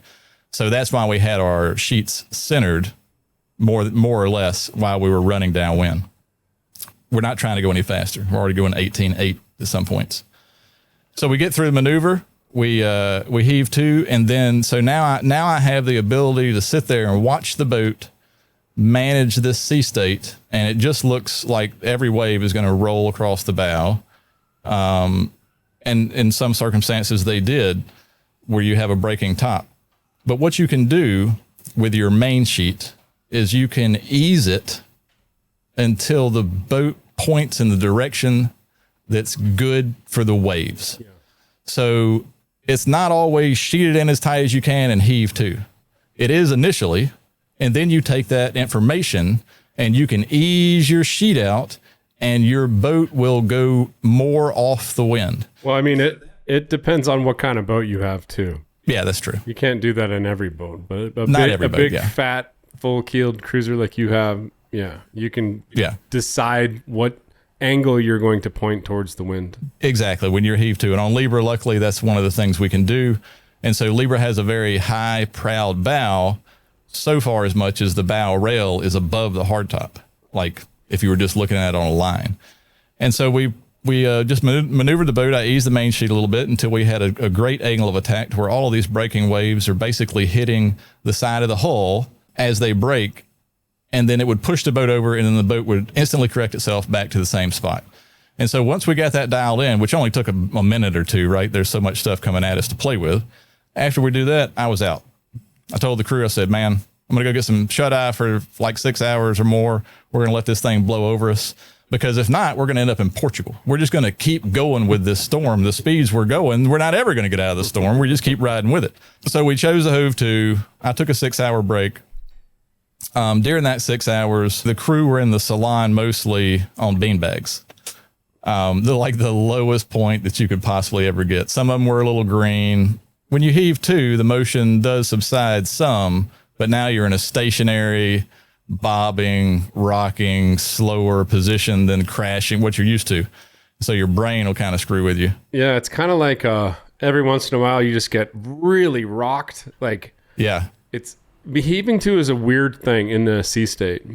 It's not comfortable. It's not comfortable at all, and it's not like you do it in practice. I mean, I've done it in 10-foot stuff that's very manageable, and it's, you go up and you go down, you go up and you go down. But when there's waves on top of waves on top of waves, and it's a washing machine, you just get bounced all over the place. And every once in a while, a wave just crushes your boat. Crushes you, yeah, and you just roll over to the side, and you're like, all right, stand back up. All right. And so I was dealing with that in the bunk, so I kind of slept with one eye open for about 6 hours. And then that journey, out of the heave to maneuver, when I came back up, the winds were down into the, mid 30s, high 40s. So I knew we're not going back up, right? So it is now we're finally on the tail end of this thing, and we can try to start to make some more progress toward Bermuda, because all of the stuff that we just did was going east. We didn't add any south to our course at all. However, like playing that golf course, I knew that if we did run with the wind, that's what I check. Look at windy and see what the wind's going to be after that front comes through. And I knew that the more east that I got, the more of a beam reach I would have, because as the wind's coming out of the northwest, I have to go southeast out of New England to get to it. We rode for 70 miles to the east, so now the angle of attack on the wind is about 120. So now I'm more on a broad reach sailing toward Bermuda instead of it a following wind, right? Where you're sailing downwind, and it just, everything sucks about sailing downwind. Yeah. There's nothing good about it.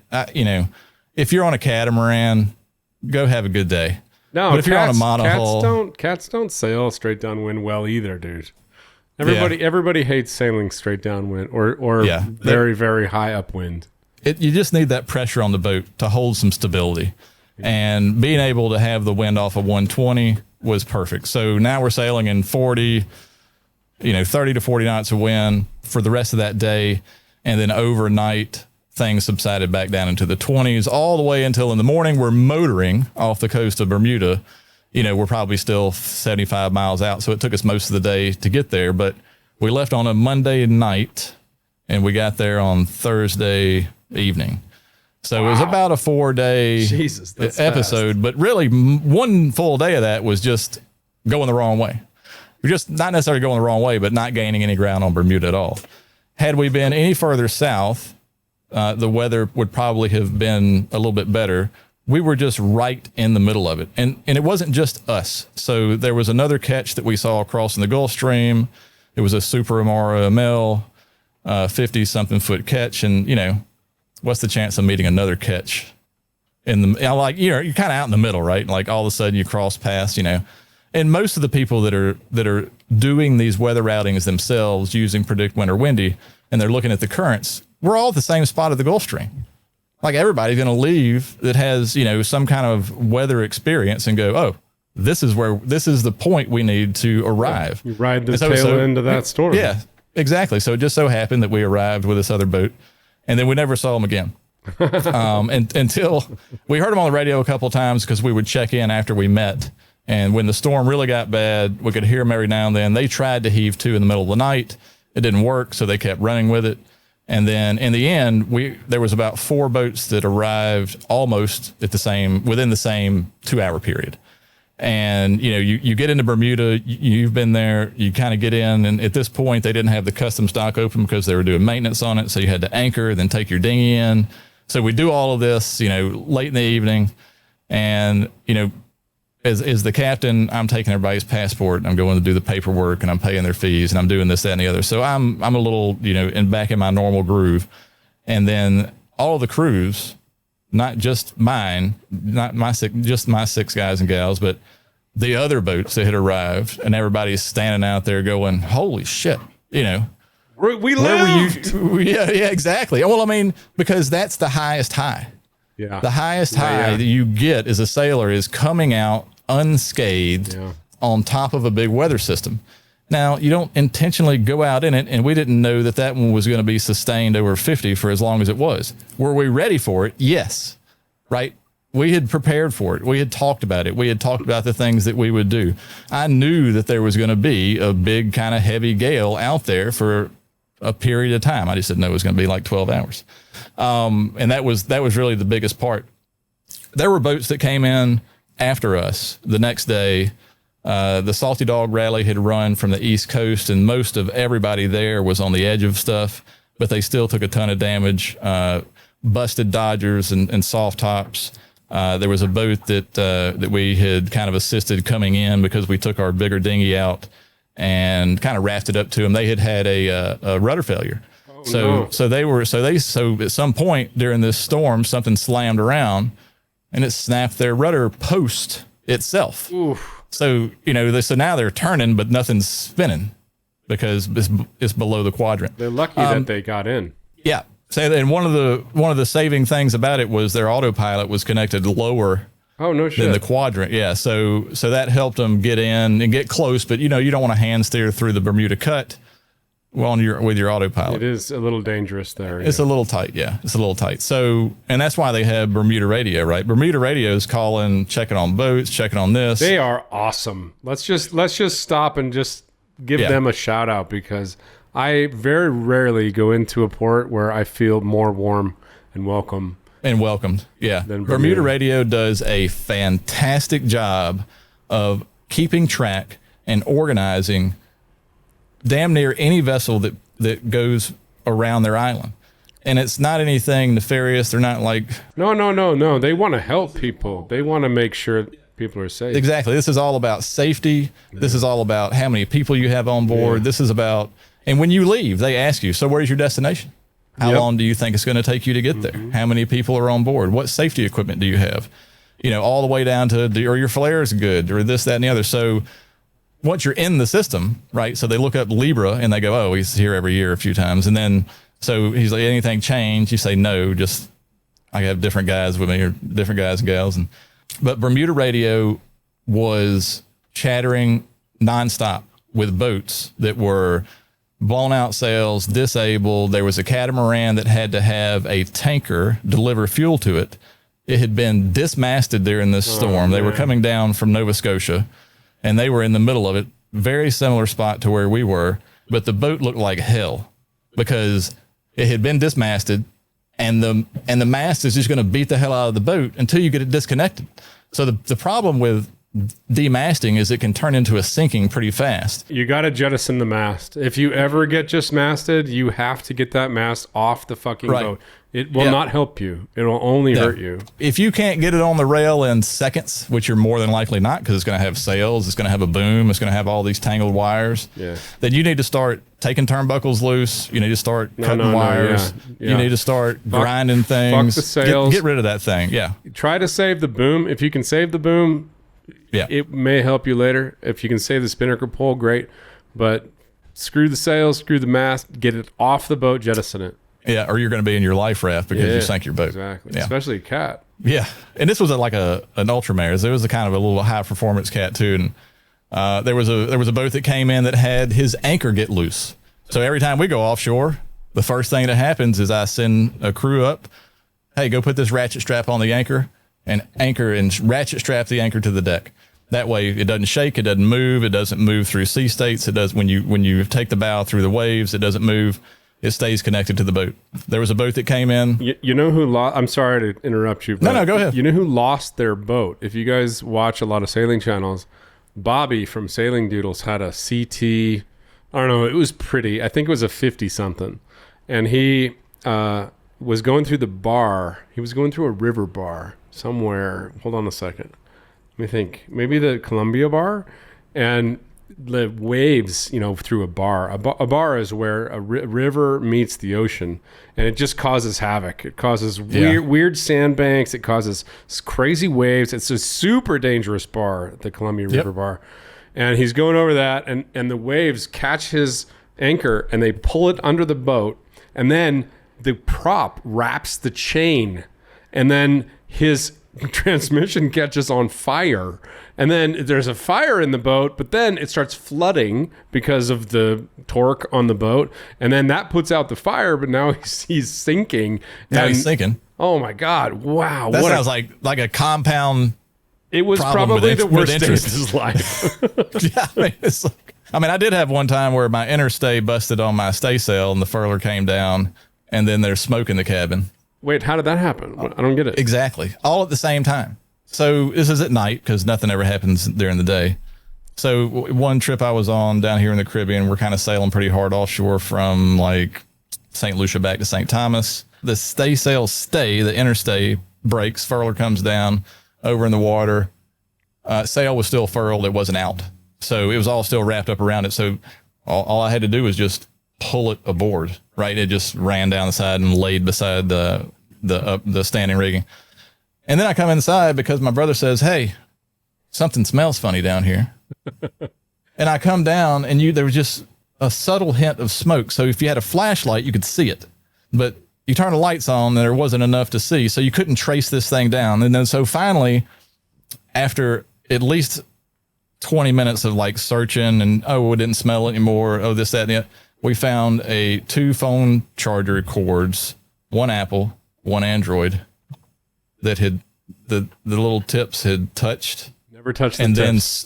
Then stuck together. No way, dude. And so when they stuck together, it just sat there and started generating heat, basically shorting itself out. Not enough to blow the breaker, because, you're not going to pull enough to blow a breaker even at 5 amps. And it just started to smolder, all that little plastic. And I was like, under what circumstance do you lose your staysail furler falls to the deck, and at the same time, that motion causes 2 individual cables to swing together and then stick because of the arc? I'm telling you, that's sailing, man. They come in 3s typically, right? So I was waiting. I was waiting on the next one. I was like, well, stay. Fire. That's funny. That's funny that your brother was on the boat, because he was. Yeah, I blew up an engine with my brother on the boat, because when you said that, I was like, holy shit, that's funny. Yep. He was like, I swear to you, he said to me, "Hey man, is your boat supposed to be smoking?" Right. It always reminds me of like the kids are yelling, "Hey dad, the toilet's smoking," Yeah. And the dad runs in the bathroom, and they've made the roll of toilet paper like a cigarette. Yeah. And it's like the toilet's holding it in his mouth, and then he starts like, it's just a joke. These are dad jokes. I got tons of them. Yeah, I bet. How are your kids? They're great. So my daughter graduates high school this year. I'm going to go after this trip. I fly back to Alabama from St. Martin, go to her graduation, do stuff, do family life. Dude.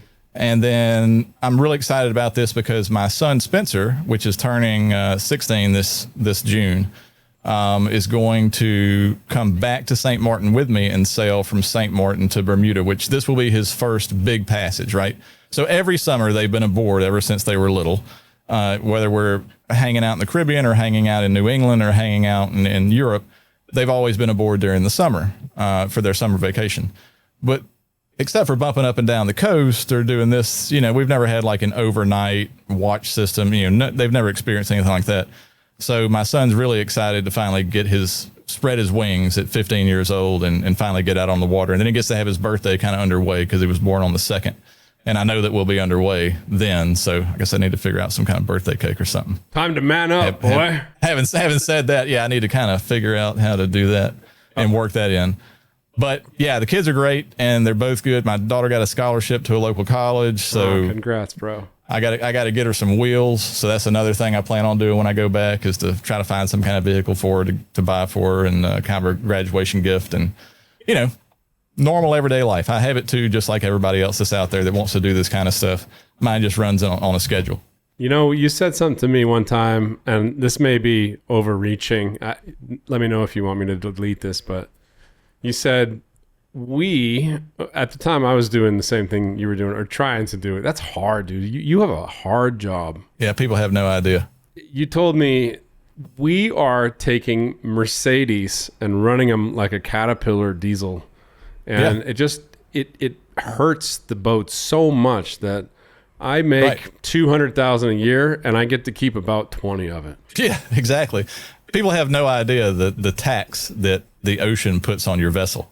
And if you're running on a schedule, it's like even an extra schedule tax. Because you're going to have to go out in situations where you're beaten into the wind, where the sea state's not great. As a cruiser, you have the ability to choose your weather window, which is awesome. It's shitty today. I'm going to go back to the bar and get the 50-cent wing specials for the rest of the day. Yeah. I don't have to do anything because tomorrow it's not the right weather. It's so another you can just day. pick your day. It's just another day. Just another day of being in the Caribbean. And so, yeah, when I say that, like, we're taking recreational equipment and we're running it commercially. There's a lot of things that I do that custom wise on the boat, as far as gear and as far as things that make sense that are more on a commercial scale. So I'm not necessarily worried about being the prettiest boat in port. I just want to be the boat in port. So can you give us some pointers on that? Because I think most of this audience is, cruisers or dreaming about cruising, and they don't want to put the toy on their boat. They want to put something that's not going to cause them problems. Right.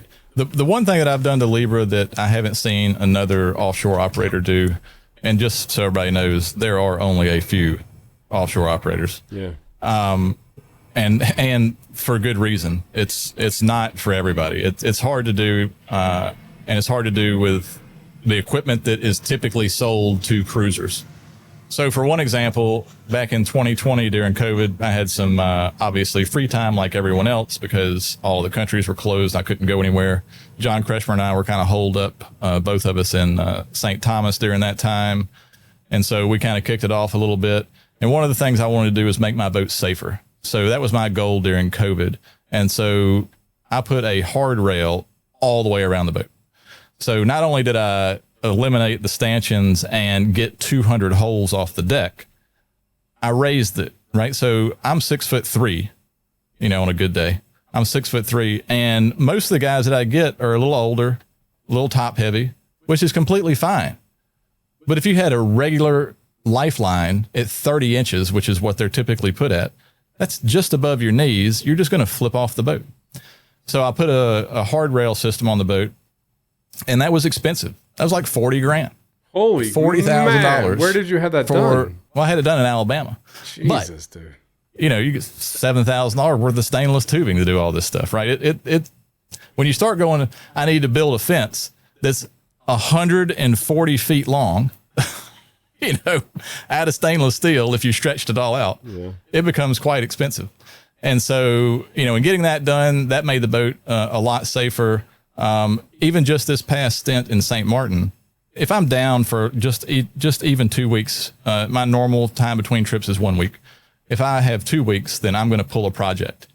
And I have an ever revolving list of projects. It's just a joke, right? There's not even any reason to keep track of it because it's just going to change. So something's going to take priority over whatever is at the top before you can get to the thing that's at the top. So something's going to happen. So we had a leak in the forward head on the freshwater side, not the sewer side, thank goodness. And so I said, you know what? It's time that the forward head got a refresh. And so for like 3 solid weeks, I was in St. Martin rebuilding that complete head to basically offshore standards with handholds. One of the things that a lot of people, plummeting on boats, most of their boats come with everything. Everything's fine. But I got this boat. I can play with it. And I can do whatever I want to. Your sinks have to be above the water line. If they're below the water line, the water comes up the drain and floods your bathroom. So Libra is a very low boat. So I wanted to lower the countertop in the head. So how do you do that and keep the same bottom of sink level? And I was able to do it by putting a vessel sink in, right? What's that? So, one of the bowls, right, that sits on top of the counter. Yeah. So now I was able to lower the head down. You're not sitting up on some big throne. You don't know whether to swing your legs or put them up behind you. when you're sitting on the head. So we did a big renovation of the head. A lot of the other things that I do is I don't run a sea strainer. On your engine? On my engine. Really? I have a screen on the outside, and that's it. No shit. Same way on the other boat. Well, how do you tell if it, the only way to tell is if it overheats, isn't it? Yeah, but it doesn't. That's the good thing about that external strainer is it's not faced where you're scooping water into it. It's faced the other way. So you would have to have a tremendous amount of growth. And anytime I send a diver down to clean the bottom, I'm like, hey, make sure you brush my strainer real good. And I've never had a problem with it. So that's one less thing in the boat that I have to worry about. You have a 60-foot boat. I think she's 65, isn't she? Yeah, if you wanted to put a tape on it, it's a little over 60. Well, I'm not going to tell the Panama Canal that, but... Oh, I know. Jesus, dude. Man, I tell you. They charge crazy amounts now. But I think it's... my point is she's fairly low in the water, so the Sargasso doesn't bother you, because that's a big problem with a lot of boats now. You have to be really careful. Right. And in my thought process behind the no strainer thing is it's about 4 feet below the water. So I'm kind of out of the Sargasso area. It's facing backwards, so it pulls out of a bubble, right? So it's not scooping, right? It's drawing off the aft part of it. And except for it getting growth on it, that's really the only thing that could stop it up.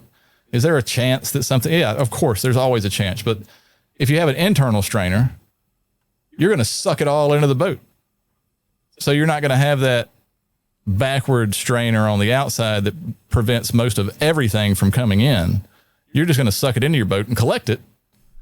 And then your engine overheats and you're like, what's going on? You go pull your strainer. Problem is, bro, you just fucked yourself because you just tempted Poseidon with this conversation. Oh yeah, I know. This next trip, I'm going to overheat my engine half the way.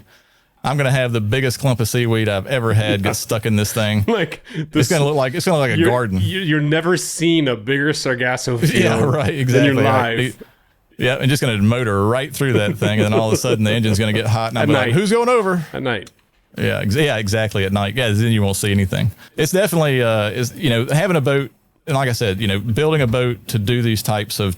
I bought the boat with the sole intention of outfitting it to do these passages. I didn't buy a boat off the shelf that was what you would assume would be a good blue water boat. I bought a boat that had really good bones, a really good pedigree, built by Abeking and Rasmussen in 1969, designed by Bill Tripp Jr., which was, legendary in yacht design, especially in New England. He had a boat called Odine that ran, won like the Newport Bermuda race like 6 times. And this boat was kind of modeled after that one. And that was back in the 60s. So I started with really good bones, and I wanted to build everything triple, double down safety and reliability. And that's what I've tried to continue to do throughout the years, because you can't just start and do that all at once. It's going to have to be in pieces as you grow your business. And that's kind of what I had to do. So, I have sail failures to begin with. I had this. So whatever the sailmaker recommended as far as cloth, I said, let's just go ahead and add some ounces in there. Right. So if he says I'm going to build it out of 8 ounce, let's build it out of 10 ounce. So you bought this boat to do what you're doing now with the thought of, okay, so how much of the boat is original? The hull, you've done a lot of work to the interior. All of this, I built everything you see. I built. So, I think that the only part that I haven't really gotten to, I put a full workshop in. There was a void area adjacent to the engine room, so I put a full workshop in there. So that was a big build. All new flooring. Honestly, some of the settees in the salon are original. I think my bed's original. But I do plan on gutting my cabin at some point so I can build a little bit more realistic house for myself. I've had the rig off completely. I've had both masts off in the yard. I've reworked all of that. I upped the wire size on everything. I rebuilt all the tangs from scratch, from sheet metal, stainless, 1/4 inch, beating them with a hammer and bending them to get them to fit like the other ones did. And just replaced basically the entire rig again during 2020, back when I was doing the railing. The same year we painted it and a bunch of other things. I had like 6 months in the yard, which is abnormal for me. That's a lot of yard time, dude. Yeah. I mean, I gutted the plumbing system, gutted the electrical system, gutted just about the whole damn boat, and then rebuilt everything back from scratch. Had I been a YouTube channel back in 2013, people probably would go, holy crap, this guy's rebuilding a boat. And now everybody's rebuilding a boat. Ryan Rayfield. Oh my God. Yeah, I know, right? Exactly. I can't believe it. Yeah, it's him. It's the guy that's been working on that old ass boat for so long. There's a bunch of them out there now. Tell me the story about you buying that boat again. Let's quickly. Don't. Yeah. You don't want me to Don't digress get long off in the into. tooth here. Yeah, that's like asking a gopher not to go underground. So there was a guy named Chauncey Hall who worked for Delta Airlines. And I used to work for Delta Airlines. Before my sailing career, I worked in IT and worked in computers and worked for the airline. It was a great job. So there was a house being built, and some of my connections from Thailand came about. And this guy that was building this house said, hey, I just met this airline pilot. You guys need to meet. We both worked for Delta, but we were in Alabama. We weren't near our stations at all. Anyway, he said, hey, let me show you this boat I bought. And so he takes me out on the dock, shows me Libra. That's back in the early 2000s, right? Late 90s, early 2000s. And then I said, man, this thing is massive. It stuck out in the fairway in the marina twice. Like you could just, it was just unrealistic for the marina. It didn't fit in the slip. Width-wise was okay, but lengthwise, it stuck way out. People had to like go around it to get in and out of the marina. You dick. Yeah, exactly. So he showed me the boat, and I said, oh, this is a cool old boat. And it was really a cool old boat. It had nothing done to it in a really long time. Well, Chauncey got a little older. He did some horse trading with another guy in town, and another guy named Pete Peterson ended up with it. And Pete and I were kind of buddies and met throughout that process of him taking ownership of Libra. And I had my day sail operation on that Irwin 37 I was telling you about, basically across the bay from his house. So I could see Libra over at his house, and he could see me at my dock. And you're like, so one day. Yeah, exactly. I would take people in my other boat and on these sunset cruises and things I did, and we'd go past Libra, and I would tell them the story about this boat and where it was built and how it was. So it was really cool. And then Pete, one day, I used to help him go to the shipyard. He was an older guy. So I would just volunteer to go help him at the shipyard to paint the bottom and do some other things. It's a big boat to manage all by yourself. And I always told him, I said, hey, if you ever want to sell it, let me know. And then one day I got the call, and I said, as long as you don't deposit the check soon, in the next 13 months. Yeah, exactly. Then I'll buy it from you. But he knew that I wanted, and he knew, so he wanted it to go to somebody that was going to use it. And then, so he knew what I wanted to do. And he felt so confident in the quality of the build of this boat. He said, hands down, this is the exact boat you need to do what you want to do. And he was right. And so basically I bought it in Alabama. Now, how it got to Alabama was another interesting story where the guy, Chauncey, who originally bought it, it's my story that I've gotten throughout the years, was he bought it at a sheriff's auction in, just say the Keys somewhere. Was it Stock running Island drugs or something? The guy had died on the boat, right? So this old guy's living on the boat, doctor somewhere down in Key West, and apparently he was peddling drugs or something like that, and he didn't make it out of like a gunshot wound, right? So he died. Serious, dude? Yeah, so he died. So he dies on the boat. The sheriff gets involved. The sheriff impounds the boat. Holy shit. Apparently this guy had maybe done some people wrong in the past, so people put liens on the boat. And you can put, so if the owner's dead, you can put any kind of lien you want to on the boat. Are you serious? Somebody dies, put a lien on the boat, you get paid for the lien because the estate takes the vessel, clears everything up. They have to pay you. I don't want to say it's a thing in my circle, but it's a thing that is done in the salvage world. Somebody dies on a boat, who's going to fight your lien? Interesting. The estate doesn't know. So anyway, long story, remember the long tongue thing. So Chauncey loves a deal, right? So Chauncey's down there, sees this big, beautiful boat at the sheriff's auction, and nobody's bidding on it. For like 10 grand. For several years, yes. For several years, no one had bid on this boat because it had all these liens on it. So Chauncey takes the lien list that you can get from the Coast Guard, takes the lien list and goes around to every company and pays them pennies on the dollar to clear the lien. He said, you sign this. And so he kept all of those signed papers right? He didn't turn them in yet. So he kept all of those signed papers in his pocket, went back to the auction. Didn't tell the sheriff. Didn't tell anybody. Didn't tell any of the other bidders. I mean, why would you tell them? Your plan is to get the liens off the boat and buy the boat without the other people knowing. Chauncey sounds so like he was, a smart man. I think he really was like 10 grand. I think it was something like that. It was like basically storage fees. Yeah. And they just wanted this big fucking thing out, out of their way. But yeah, the story itself was, that's the one I got. And then it ended up in Alabama. Yeah, he did some things to it, ended up with Pete, they ended up with me. As far as I know, there's been 4 owners. In the whole history of the boat? Well, no, not the whole history, but since I've known of Libra. So it was Chauncey and Pete, and then there was another guy in there, Bob. I'm not sure if he had it before or after. And then Bob was the one that just rebuilt the centerboard, which we didn't even touch on. But the centerboard being back in the boat is perfect. Yeah, does it make a big difference? It's huge. And if I couldn't imagine going through that storm without it too. This boat has 2 centerboards, one in the center and one in the aft end. Centerboard breaks off underway. Ryan doesn't even notice.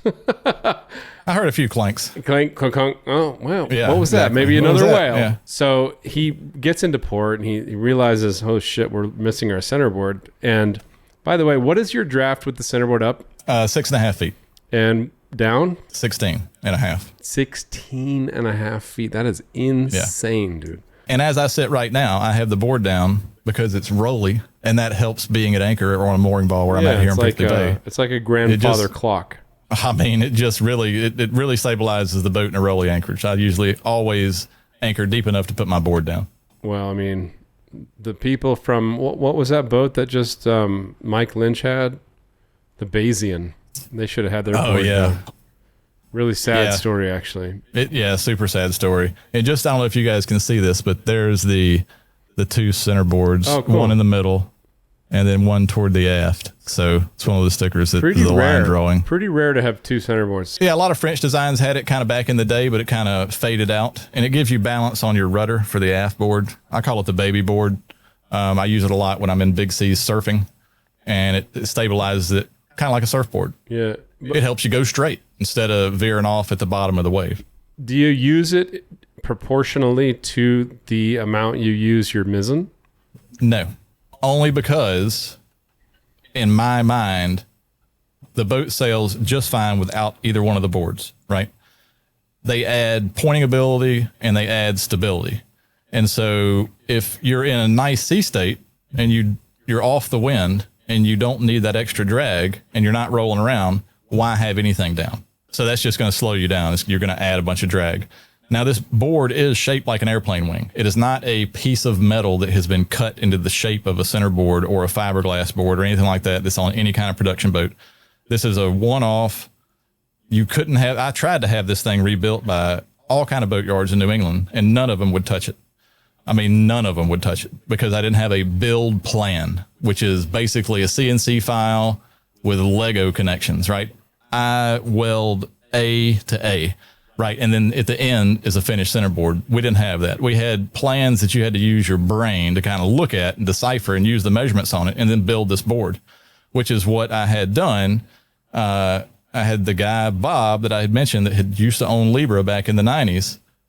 He said, I want a shot at building the board. And he's just a magnificent mechanical engineer.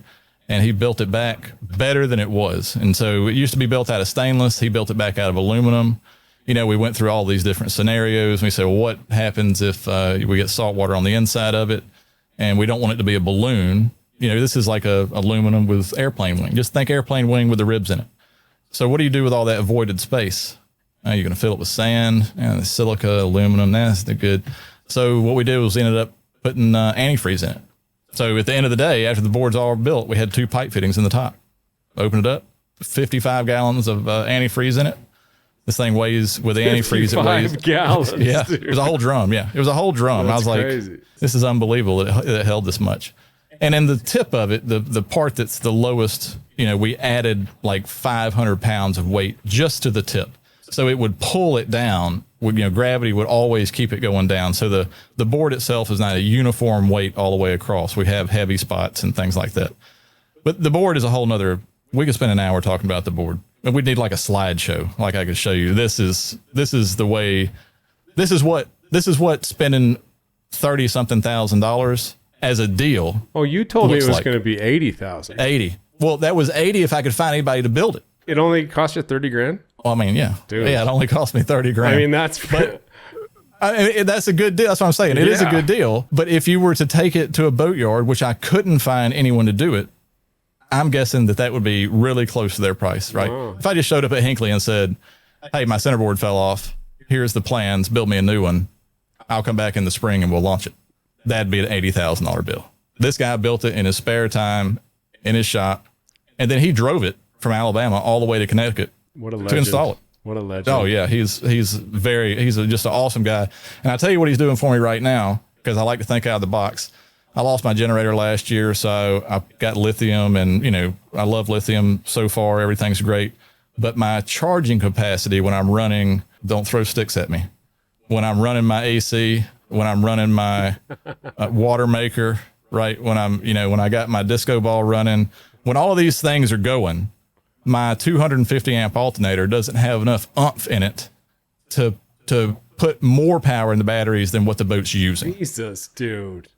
So I want to be able. Shit, you're using a lot of power, man. Yeah. So and I did deregulate my 250, so I'm getting about 180 or 190 out of it. Okay. So it doesn't run at 400 degrees, which is what alternators get up to sometimes.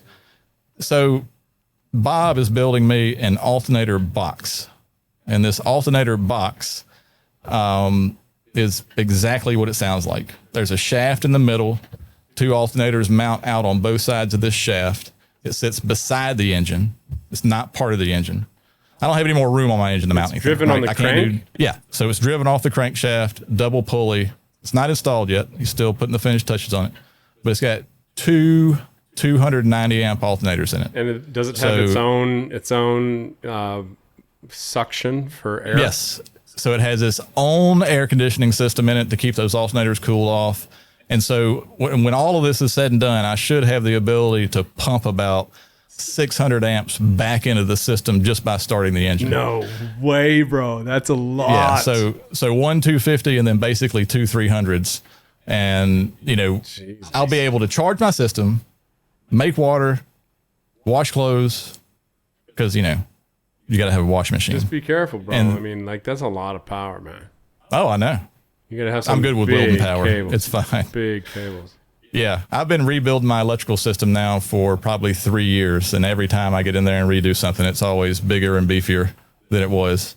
Like I'm moving up from a 500 amp Victron, battery shunt thing to the 1,000 amp, because 500 ain't going to do it anymore. It's just not back when I was running it. the generator and I had 2 150 amp battery chargers and a little extra to tail the water maker, that was fine. I could run everything with that. But that's burning a lot more fuel than my primary engine at idle. And because we do motor some on trips, that gives me the ability to charge the batteries and make water at the same time, which when you have 8 people on the boat, trust me, I want you to take a shower. If you're on my boat, you can take a shower. Don't take an hour-long shower, but get in there and scrub off, man. Please clean your ass. Yeah. I mean, I've had a few people where I'm like, hey, it's shower day. And they're like, oh, I'm good. I'm like, no, it's shower day, man. It's shower day. You're good. Yeah, you go. Yeah. I've had that happen too, exactly. man. Where your crew comes up to you and they're like, hey, Captain, can you have a talk with this crew member and tell him he needs to wash his ass because he stank. How about this? Have you ever had a problem, speaking about crew members talking to you, have you ever had anybody pull you aside and go, hey, I'd really appreciate it if you'd take these Halloween decorations down. They're scaring me. No, I've never had that. That's ridiculous. As soon as I heard those words come out of his mouth, and I looked at him, get off my boat. And then I looked behind his ear. He had the patch on. Yeah. So scopolamine, if you have a reaction to scopolamine, you'll see things that aren't there. Freaking out. You'll hear things that don't exist. And this guy's like some ex-Marine, early 30s, holding scissors. And I'm like, oh, this is going to suck. This is going to suck. I'm just in the middle of nowhere, right? Bermuda to the Caribbean somewhere. This is a trip it's on several years ago. And now I got to deal with this guy that thinks the Halloween decorations are scary. Or out to get him. That I got enough stuff I'm dealing with. And so he's just, and then we call his emergency contact because he doesn't believe us, right? So we could show him the pamphlet that comes with the drug. It got worse? Oh yeah, it got way worse. And so I could show him the pamphlet. And of course, we're a cult. We're taking him out to kill him. And we made the pamphlet. And I was like, who gave you this thing? Did your doctor give it to you? And he said, no, another crew member gave it to me. I was like, oh, so the doctor didn't even give it to your prescription. So we call his emergency contact, and his sister was who answered, and she was like, oh yeah, he's very sensitive to medication. And I was like, good thing to know yesterday. Yes, right, exactly. So he slaps this big sticker of Scopolamine on his side of his brain, and this is what we get to deal with. That was I have examples all the time of Scopolamine people. Most of the time, they're just sitting there talking to crabs and sea turtles, and you say, hey, what are you doing? Or I didn't hear you. And they go, oh, I wasn't talking to you. And you're like, okay, we're the only two people here. I'm the only one up here with you. Continue on with your conversation with whoever you're talking. Cool. So, that Scopolamine, man, I'll tell you. This is in Colombia anyway. I mean, I hate to take the conversation dark, but... No. I know exactly where you're going with it. Yeah. Scopolamine is a flower that they crush up, and you use a very, very small amount in those patches. But if you get it lasts for 3 days. If you get a big dose, like we have a good friend that was taken. She was taken by two men for like a weekend. Yeah. Lost all her money. Scopolamine is used as a criminal drug. Yeah. They were doing horrible things to her. I mean, I'll let you fill in the blanks, but yeah, it was. Yeah. It took her a lot of therapy to get over. That is some strong. And you remember shit. it. And you remember it. And so when I'm looking up Scopolamine, I'm like, how do I get this guy out of this situation? You can only pee it out, right? So it's in your blood, right? And to your stories, what you were talking about, the reason that it's used as a criminal drug, and this is the only drug that I know that does this. You lose your free will. Your inhibitions. So that drug will make it to where you just listen to people. Yeah, it sucks. And they use it as like, hey, Johnny, go over there and put a chain around that ATM inside that convenience store and pull it out down the street for us. Yeah, it's horrible, dude. And you'll do it, but you remember it, so you don't go to the police the next day and go, hey, I was drugged. No, you actually, you were the one that did that. And so people don't come forward a lot of times when they get in a criminal situation where they've been scopolamined, because you lose your free will, but you still did the deed. Well, and so you'd still be guilty. And so that's why they use it. You're thinking of it as a man. Imagine it as a woman. Oh, man, I couldn't imagine. It's fucked up. And so one reason that I was able to get this guy situated was because I learned about the free will thing. And so I basically came out like Batman out of my cabin in the back and said, all right, here's what's going to happen. You're going to get in your bunk and you're going to stay there and you're going to drink water until you got to pee. And then you're allowed to get out of your bunk, go to the head, pee, and get the fuck go back to your bunk, drink more water. The only way to get it out of your system is to drink it out. You got to flush it out. So I said, that's the only two places that you're allowed to be. And it was so odd when he said, okay. Sure. It was just because he had to do what I was telling him to do. Captain. That was the thing about it. Yeah, that's interesting. Yeah, Scopolamine. Just in case you wanted to take, it's a great drug. I've seen very good effects with seasickness, but maybe 1 out of 20 has some type of effect. I had one crew touch the Scopolamine like on the patch and then rubber dilate his eyes. Yeah, it dilated her eyes, and she looked like she had a subdural hematoma, dude. Oh no, it happened just this last passage. There was a guy that was like, what's wrong with my eye? And I said, you didn't wash your hands after you put your patch on.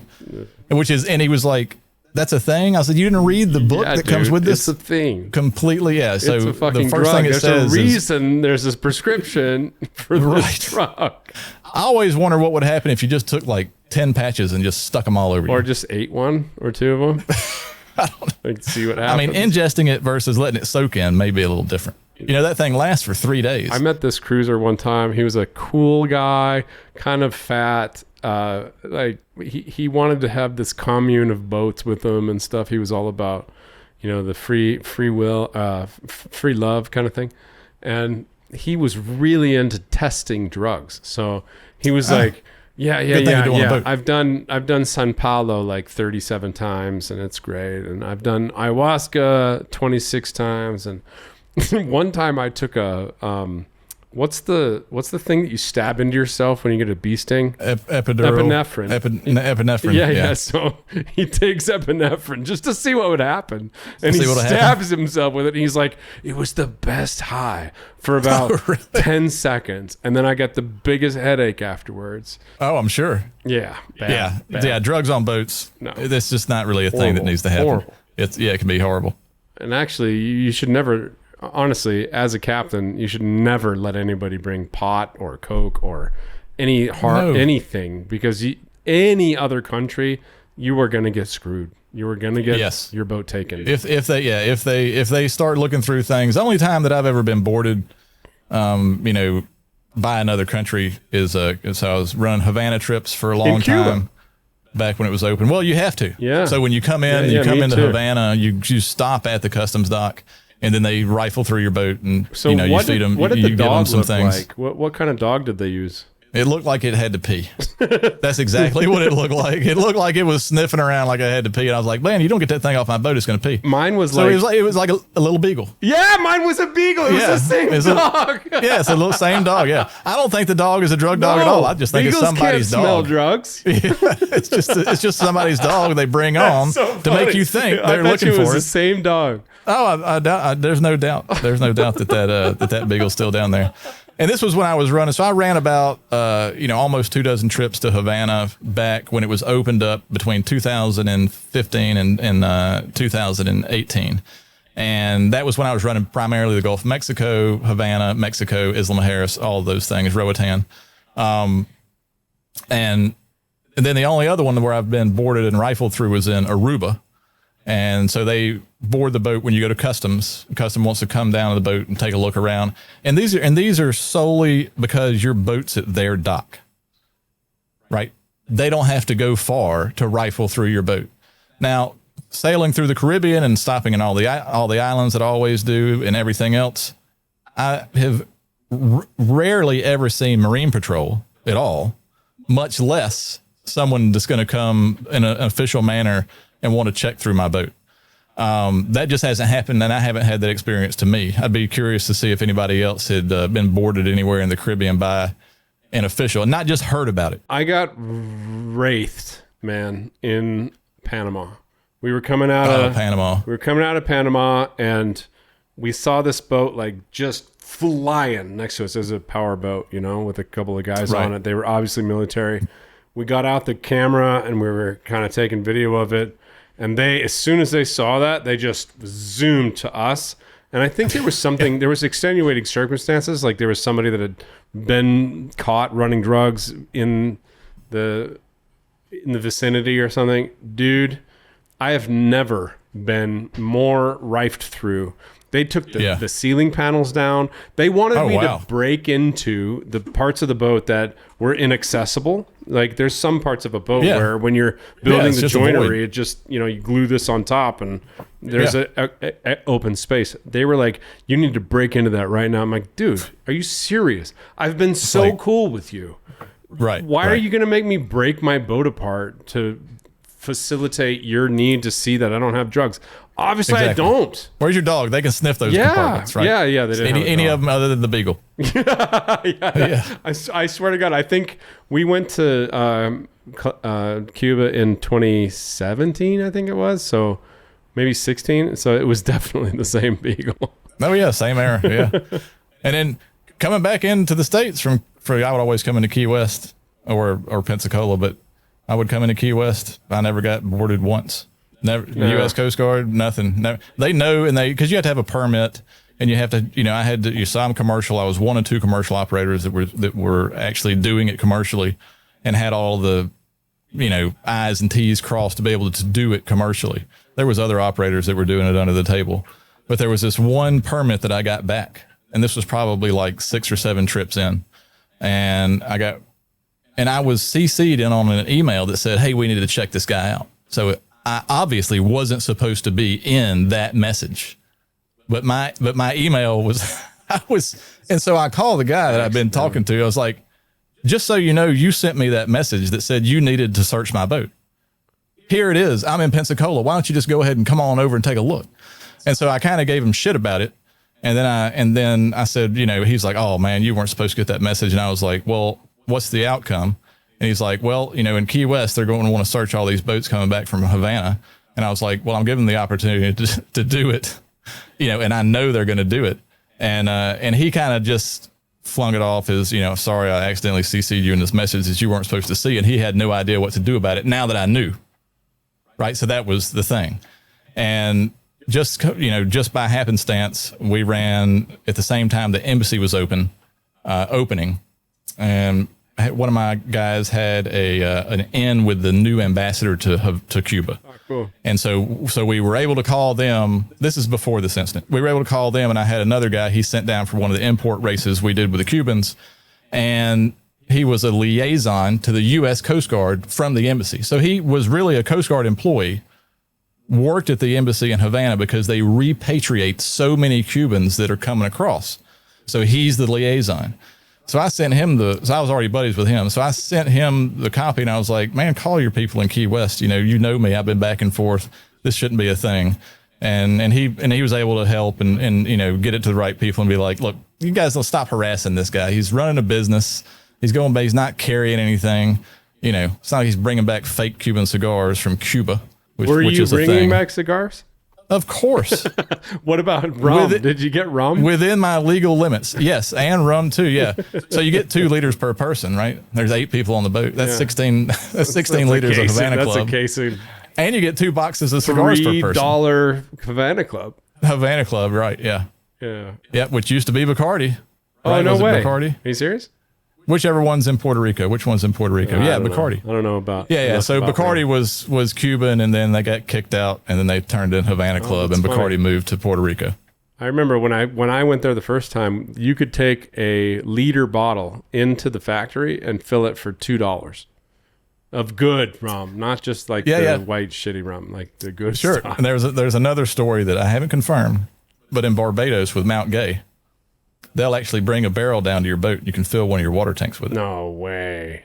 Yeah. I met a guy one time that had a little tank made under his stairs and a tap. And he had, it was probably a 5-gallon tank, but that's a lot of rum, dude. Yeah, he's a real pirate. Yeah, so once you start moving rum around the Caribbean, and you're like, I think I'll just take a little bit of it this time. And he was like, anybody that comes down the stairs needs to get a tap of rum. I'm like, Jesus, dude. How many people do you think have actually listened to the 2.5 hour mark? Oh, is this 2.5 hours? Are you serious? Almost. Are you serious? Wow. Yeah. Yeah, no, I don't know. We'll see. What would be your next question? I'll see if I can. You know what? I really wanted to ask you about Ketches again. I know that we covered that in another podcast. If you're still listening to this, I'll probably link it here. But Ryan and I had a long podcast about sailing a Ketch. I would like, succinctly as possible. For Ryan. So the easiest thing that I can tell you about a Ketch is being able to manage it shorthanded. So a cruising couple could manage the same size boat in a Ketch configuration easier than they could a sloop the same size as that Ketch, right? Because you're going to have a taller mast on your sloop to accommodate for the sail area that you would have on the mizzen, right? For the Ketch. And so all of these are broken down in smaller pieces, and that's kind of your textbook answer is because a Ketch is easier handled either single-handed or with a couple or whatever, depending on what you're doing. The real world answer is I have so many sail. Like if I don't feel like screwing with the mainsail, I can just put the mizzen up and pull the jib out. And in the right wind, I'm doing hull speed anyway. And perfectly balanced because then they're offset from the center of the boat. Everything's fine. Sheet your mizzen in a little bit, get your thing back. The other thing is I can take more wind than a sloop of the same size before I have to reef. That's because I have a shorter mast and a smaller sail than they do. So that's just easy physics, right? Remember earlier in the conversation where I said I only have 2 reef points. I have there's too much wind. Let's sail more comfortably reef. I have that one. And then I have the oh shit reef. Like, let's put the reef in, the deep reef in that is, we know it's going to be blowing over 30, 35. We don't need a ton of power, right? And I have the mizzen also that if I wanted to reef it, I could, but more than likely it's going to be down. So I have all of these configurations. I could run with no main, a reefed mizzen, and a staysail. Okay, so what's the order? So as your wind progressively increases, you want to get the wind more to, say, the center of the boat, right, for balance. You want it more at the mainmast, right? So that's why in that storm situation, that's why we had the mainsail double reefed, right? And it was, I don't know, I guess off the boom, it's probably 10 feet tall, 15, not very much, right? I mean, considering the mass is 70. Sail, tiny. It's a tiny sail, right? And you're trying to stretch this thing out. And I have a single line reefing system. So now you're watching, in those situations, you want to make sure you don't get chafe and things like that on your lines. But a Ketch is so much more versatile in different windy scenarios. A light wind day, I can fly 2 asymmetricals. That is so cool. Is it hard to hoist both of those, or is it just like hoist? Do you hoist the forward one first, or the second, or the typically we would do the forward one first. But remember, this is all in time. Cool. So where a racer would be like, oh, if you're not doing it in 45 seconds. Yeah. No, when I rig my boat for light air, I have myself and the new crew that are on the boat. Even if you've been here before, you might not have sailed Libra in light air. So I go over all the sheets, all the halyards, what we're going to do, and we don't use a sock. And I don't want to use a sock. Are you serious? You don't have a sock on either one of those? I don't have a sock because I want people to see what happens when you don't have a sock. So having a sock is by far the easiest way to deploy and douse a spinnaker or asymmetrical. I don't think anybody flies symmetrical spinnakers anymore. So you could just call them all spinnakers. Well, actually, they're coming back. The parachute ones are. The parachute ones. Yeah, those are nice. And especially off a cat where you have 2 points, right? Yep. So I have seen those parasailers on those. But inside this light air system, I have 2 masts to fly things from. So not only do I have the forward mast, I have my mizzen mast, and it tacks the same way. You just follow the lines. And the one line that always throws everyone is on the mizzen, ASIM or mizzen kite, mizzen staysail. We can call it whatever you want to. It's a light air sail that flies off the forward side of the mizzen mast. The tack, depending on what angle, I can tack it to windward. I can tack it to leeward. I can tack it to where the boom is. I can put the tack anywhere I want to get the best wind angle. And then the clue of that sail, where the sheet attaches, that sheet actually goes to a block that's in the end of that mizzen boom. Oh, no shit. So that sheet can be adjusted by not only letting the mizzen out, letting the the mizzen sheet out, but pulling the staysail sheet in, on that sail. Wow. So, and I'll normally run that configuration with the mizzen up. If it's really light air, and I have the internet police yell at me all the time when they see videos of this, they're like, you don't even have your mainsail up. What a dumbass. My mainsail's 10 ounces. Yeah. 12 in some parts, triple sewn. It's like a piece of plywood that you're putting up to try to get any kind of lift out. They have no idea, right? So the mainsail, all it does is block the good, clean air out of the ASIM. And so that's why I'm not running when I do my light air setup and we're on a broad reach or something like that, which is just perfect. Mizzen's up, mizzen staysail's up, ASIM's out, mainsail's down. And I can go 7 knots in about 10 knots apparent. It just floats through the water. I was going to say the people that get mad about that you don't have your main up is because they're worried about safety because they're racers and they're always thinking we need to blanket that sail to get it down. But and we do that. Yeah, but this is the same ideology as storm sailing. There is no one way to do this. Sailing is such a feel thing. It's a what is going to make me safe right now? Is it going to be, should I turn broadside into the waves to go and heave to? Maybe that's going to be the most dangerous thing. I answered a post on so there's a Canadian guy that talks a lot for Practical Boat Owner, and his own Facebook posts and stuff is Lady K Sailing. And he posts these questions all the time, and he's like, what's the most overrated thing on a sailboat?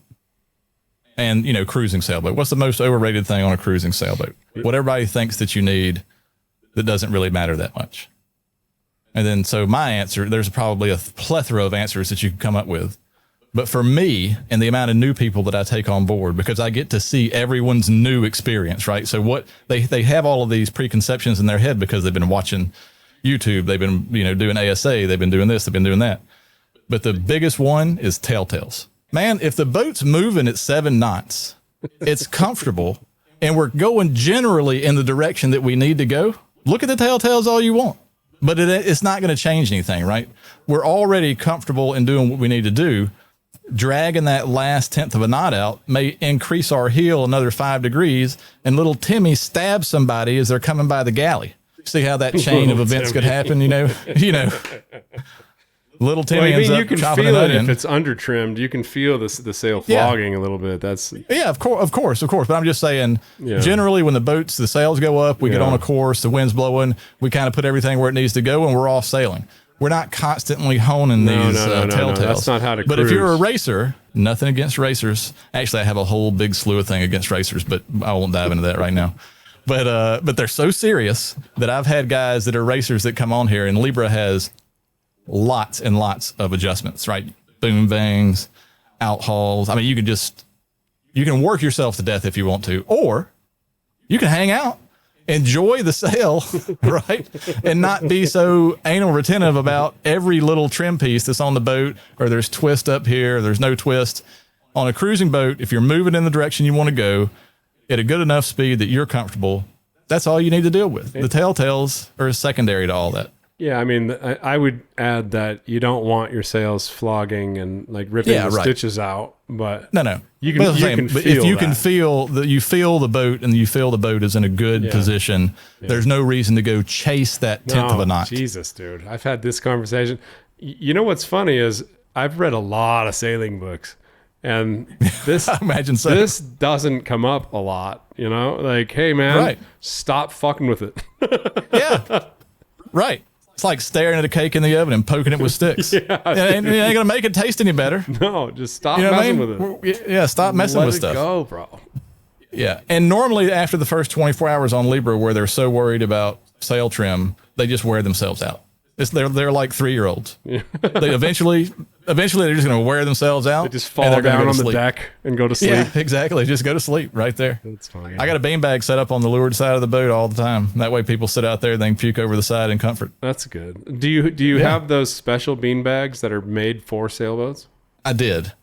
So you can buy them at West Marine. Whether or not you like West Marine or not, I don't really care. But you can buy beanbags at West Marine, and they're just as good as the one made for boats. I'm going to stop shy of mentioning the company's name that I bought special beanbags from. That I had my name embroidered in them and all this, the logo and everything, right? Like this. It was embroidered in the beanbag. Beautiful beanbags. One gets a hole in it. What comes out? Oh, yeah. Styrofoam pellets. Yeah. And you're thinking, there's not even a liner in this thing. Yeah. So there's no way to safely add any stuff back into it without it exploding. So inevitably somebody's going to drag it past, something's going to catch, it's going to tear. And that's what happened on this last set that I had. They just exploded into white snow. Yeah. And I'm thinking, this is terrible for the environment when you're making marine beanbags. Well, come on, put it in cheesecloth on the inside. I don't know how you make it not come out, but put a little extra layer of protection in there. And this is a prominent, boat beanbag company. That reminds me of Fight Club. You remember Fight Club, where he's like explaining what he does, and he's like, "What car manufacturer do you work for?" A major one. Right. Yeah, exactly. A big one. Yeah. Starts with an F. Right. Yeah. Exactly. Right. Yeah. I don't try not to product shame people. This is really terrible, and I did get several years of use out of those bags before they started to come apart, but it was just the quality of the interior stitching where I was like, but beanbags on a boat, best. Yeah. Don't plan on, unless you leave your boat at the marina where you're not on it, don't plan on them fitting inside anywhere. Yeah. They're just going to live on the deck and probably get a little mildewy every now and then. Clean them up as much as you can. But they really do make it to where people that aren't feeling well, you can use those beans and then make yourself a little bit more level with the water if the boat's heeled over, which usually helps people. And then I put you on the leeward side, right on the rail, tether you in, put a vest on you, and then you can just stare at the horizon and stare forward. And then if you do get sick, and the water's right there, go for it. Let it rip. I tell everybody, don't hold it back. If you think that you're going to get seasick, you're about to get seasick, and you'll feel a ton better after you throw up. Okay, so let's go into that. This will be the last subject for this 3-hour long podcast. How many people, on average, what percentage of people get sick? Half. 50%. Yeah, and it's typically the 50% that say they don't get seasick. On this last trip, I had the best example. This guy's chartered in the BVI. He's been on a couple of other sailboat outings, nothing super big, but it was really rough when we left St. Martin, and we're motoring into this sea state, and I think 2 or 3 of the guys, they're on the side. They're throwing up, and it was the 2 or 3 guys that didn't take anything. No patch, no Dramamine, no ginger, no nothing. So now they're scurrying, right? What do I need to take? Well, just take it and throw it right back up. Too late. Anything you put in your mouth is too late. And so I try to tell people, if you don't know if you get seasick, chances are you probably are. It doesn't mean it's going to last the entire trip. It just means it's a hurdle to get over, and then you weigh it out. Was the experience worth what I felt? Some people have a harder time getting over it than others, and usually I can make them feel better by putting them on that beanbag, putting them down close to the water. They have more air in their face when they're outside of my hard Dodger and cockpit and hardtop, and it kind of cleans them up, especially if they get sick. So if they're not sick and they're just sitting out there sulking, you just say, go for it. Stick your finger down your throat. Just get it out. I swear you'll feel like $1,000,000 after it's over with. And inevitably, every now and then somebody does that and they feel great. Outside of that, the seasickness part is normally always the people that don't think they're going to get seasick, that have been in they've been sailing in the Chesapeake, and they're telling me, I've been in 6-foot seas in the Chesapeake. I've never been sick. And I'm like, I've never seen a 6-foot sea in the Chesapeake except during the storm. I wouldn't want to sail out there in it. It's shitty. But so those are the people that typically get sick, are the ones that say they don't. And then they don't take anything. And then they're scurrying around trying to figure out how to get better and feel better before we get somewhere. I tell people it's like a scale. It's like autism. Everybody's on the scale somewhere. Yeah, everybody's there. Some people are very, very bad, and some people very rarely get sick, but pretty much everybody in the world will get sick at some point. Now, I have luckily been in the boating industry for a really long time commercially, and been on a bunch of different boats. Everything from paddle wheel dinner cruise boats with 150 people having table service in the back, to what we do now, which is the opposite extreme. And there have been times when I'm upside down in the engine room trying to solve a problem while the boat's underway. Yeah, that'll get you sick. I get a little green under the gills every now and then. Let me come get some air. Yeah. Now, I haven't gone over the edge yet, but I would never say that it wouldn't happen to me. Yeah. As many miles as I go every year, it's possible. It's possible to get that right set. The thing where if you pour vodka in a fish's gills, it'll knock them out a little bit. Yep. Yeah, we do that before we cut their head off. So I was on a boat one time. It was a Cabo Rico. It was my friend's boat, and the engine went out. Nobody knew anything about engines except me. So I'm down there, but boat's bobbing. There's no wind. Get the thing running. I had to take a mouthful of diesel to prime, because that's what happens. You get the boat rolling, and the diesel tank is low, and it sucks up some air, and then you got to bleed the fucking diesel. And Jesus Christ, I'm telling you, man, some diesels are like, I'm not even going to give you a good analogy, but you can guess. They're just really precipity about being bled. And so I'm down there for like an hour. I get it running again. We come back up, and somebody had filled a beer bottle with vodka, and I didn't realize it. And I took a big swig of somebody's beer to get the taste out diesel out of my mouth. Yeah, no shit. Oh man, I projectile vomited so bad, dude. I was already sick, but that just threw me over the edge. I can imagine the shock too of that vodka just hitting you. Just hitting you going, that's not exactly what I expected at all. Yeah. Swallowed it all, and it all came right back up. I have a buddy in my WhatsApp group that's a doctor of audiology, and he has a really good paper that he wrote on why people get seasick. And I mean, I'll put it in my captain's locker, but basically it's your inner ear fluid not agreeing with what your eyes see. I see. And then your body has the immediate reaction to tell you that you've been poisoned. And and you have to purge whatever's inside you. So you are absolutely right. Like clinically proven by puking, you actually feel better. Right. Feel better. Yeah. I mean, I've had people get sick and then they throw up and they're like, oh, this is so much better. Yeah. Just get it over with. Yeah. Just if you feel, and then there are times I've been doing this so long that I can be like, so we'll be in the cockpit. I'll be up there with, just say I'm up there with a couple of 3 guys or something. And there's another guy that, he's maybe a little green around the gills, but you can tell because he's quiet, right? He's not engaging a lot. And then that's where the slope starts to fall off. And then inevitably they decide that now is a good time to go use the head. Oh yeah. That'll do it. And so now we're in the cockpit and we'll just call him Timmy. I see little Timmy get up. Little Timmy works his way down here past the galley, down through the salon, all the way to the head.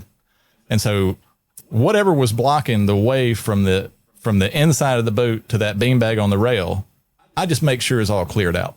Because I know for a fact, but by the time Timmy turns around that head 3 times, tries to flush it, looking up, looking down in this sea state, Timmy's going to be running, holding his mouth. Yeah.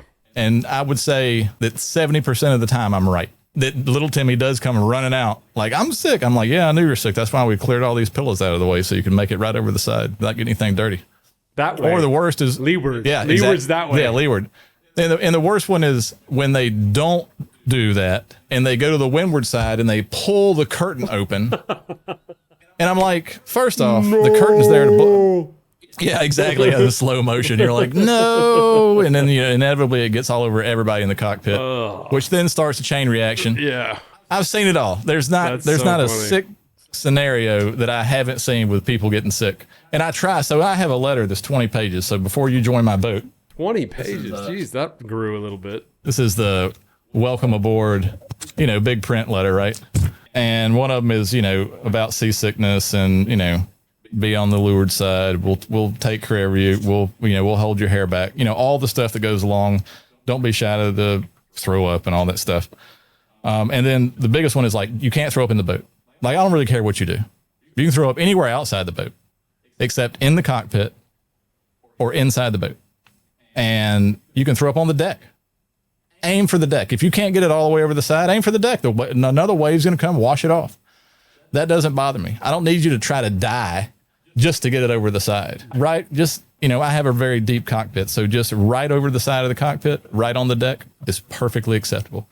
And that happens quite often with some of these guys. Some of them a little older, maybe a little bigger. They can't quite make it out there fast enough. And so the deck it is. Better than inside and better than the head. And it better not be in my galley sink. That happened on one trip. It really did sneak up on this guy. You could tell he was like digging through his bag, and then all of a sudden he looked up and you could see how green he was. And I was like, well, there he goes, right in the sink. And I was like, oh, come on, man. I'm trying to keep some kind of sanitary conditions.